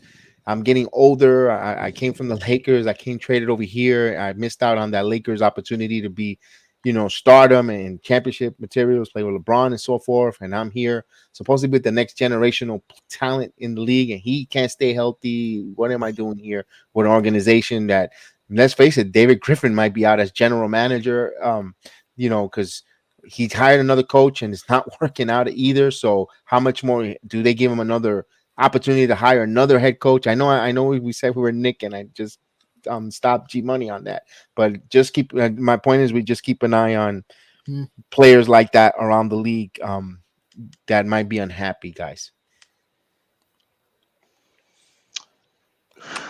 Yeah. At this point, we're just keeping an eye on any reports that'll come out.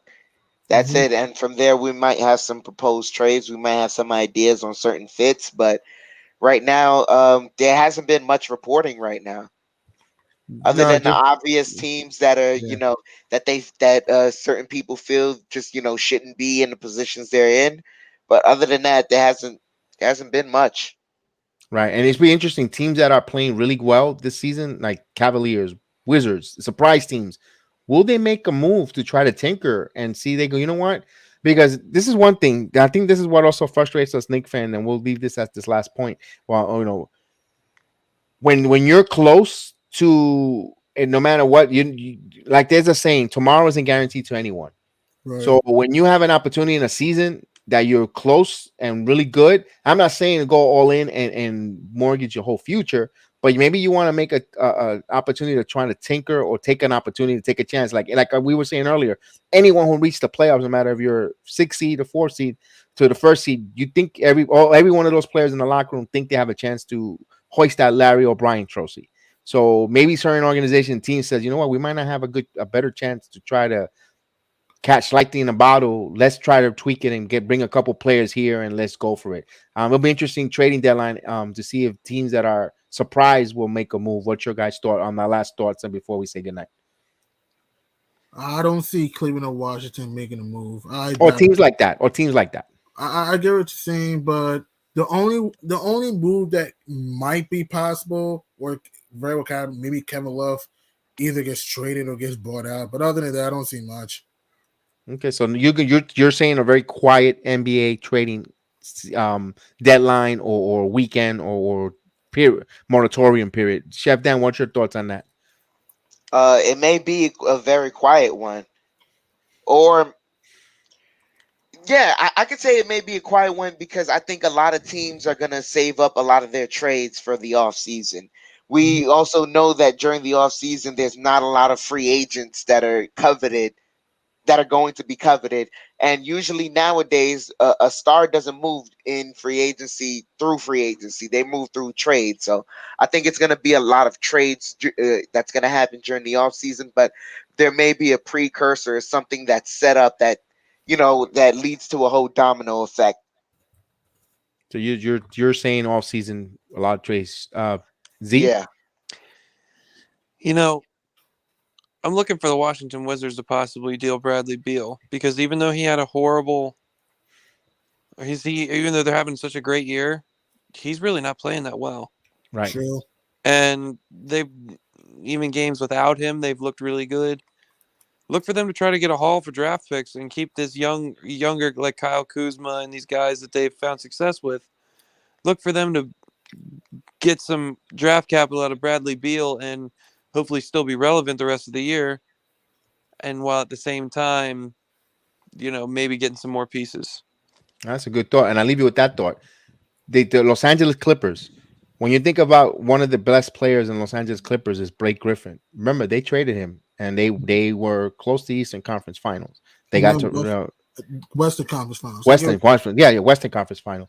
But remember, and he was their best player, their franchise player, and number one player. And I want to thank Jonathan Macri for giving me that remind me that refresher because I got that take from him. So I got to give credit where credit is due for me. And the Blake Griffin trade, and that's the same thing with Julius Randle. Are the Knicks or Wizards seems like that with their players that have been there and were doing it? Are they in that Blake Griffin mode, catosphere of trading them and trying to? It might be a step back in a moment, but to take mighty leaps ahead. And look what I did to the Clippers. Where they're at now. So that's another interesting thought. We'll talk about that next stream. So should the Knicks think about getting into that Blake Griffin mode or thinking about trading their franchise player at that time, like the Clippers? So we'll leave that for next discussion on the podcast, on the Return to Knicks podcast. I want to thank A to Z. Tell them where we can find you, Zach. I have a YouTube channel called A to Z Media Network. You can find me at A to Z Media Net on Twitter, at A to Z Media Net on Twitter. And if you like the content, go ahead and subscribe. I do football. Been really high on Michigan right now, considering they're having such a great year. Then that's my team, and I cover the Cowboys. And once we get more people on as guests, or once we get more of a chat or more subscribers, if they want to talk about other teams, I watch all the NFL. Kev knows that, and I can cover all the NFL, and college. So if you guys like football, come over and give my channel a subscription. I would gladly appreciate it. And G Money, tell me where we could hear you. I know where, but let everyone know. I mean, you can go on either BX's Twitter, his Instagram's Facebook to check my show at the G Money Hoop Show and watch all the great content we have. And it's fun. It's gonna be a great season. It's gonna be great content to put out, so you can check that out. And Chef Dan, talk about what goes on Thursdays it's Thursday evening with you. Thursday evening, I'm right here on the BX Sports Jedi Network with Austin talking MMA, combat sports, everything that was violence that happened over the weekends. I know you love it. We just, we love the skills. We love the blood showing. We love the punches thrown, the kicks landed, the rear naked chokes, all that. So join us Thursday night where we discuss it. I'm hope I can stay up to be on live because someone called an upset. Someone called it weeks ago, and it's on camera about some lioness was going to lose. Did you remember who was that? Aye. Yeah. Can you pat yourself on the back any harder?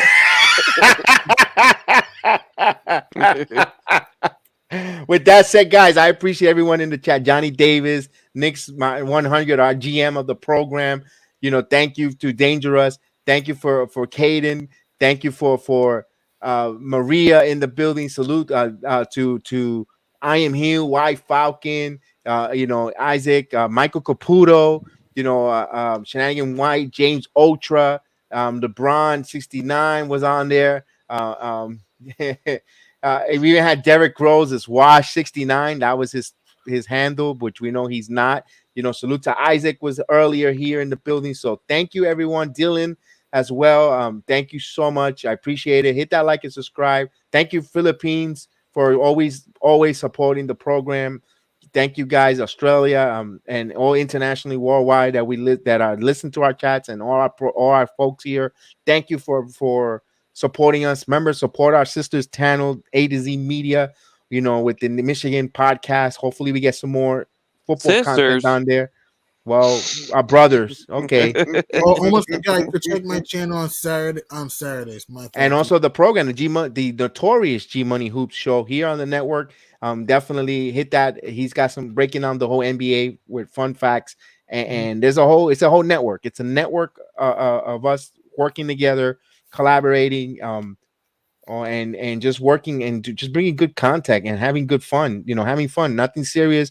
Leave the seriousness and the hurt feelings out the door. It's about spreading, good football, baseball, MMA, basketball, wrestling. It's about sports. I mean, sports should be joy and happiness, not strife or bitterness or beef or anything. It's just have fun. It's sports, for God's sakes. Sports makes the world go round. Let's have fun. Let's talk about it. Civil manner. And thank you so much, guys. You have a wonderful, blessed evening. And we'll watch us for the march along tomorrow. I'll be here. Golden State Warriors, New York Knicks.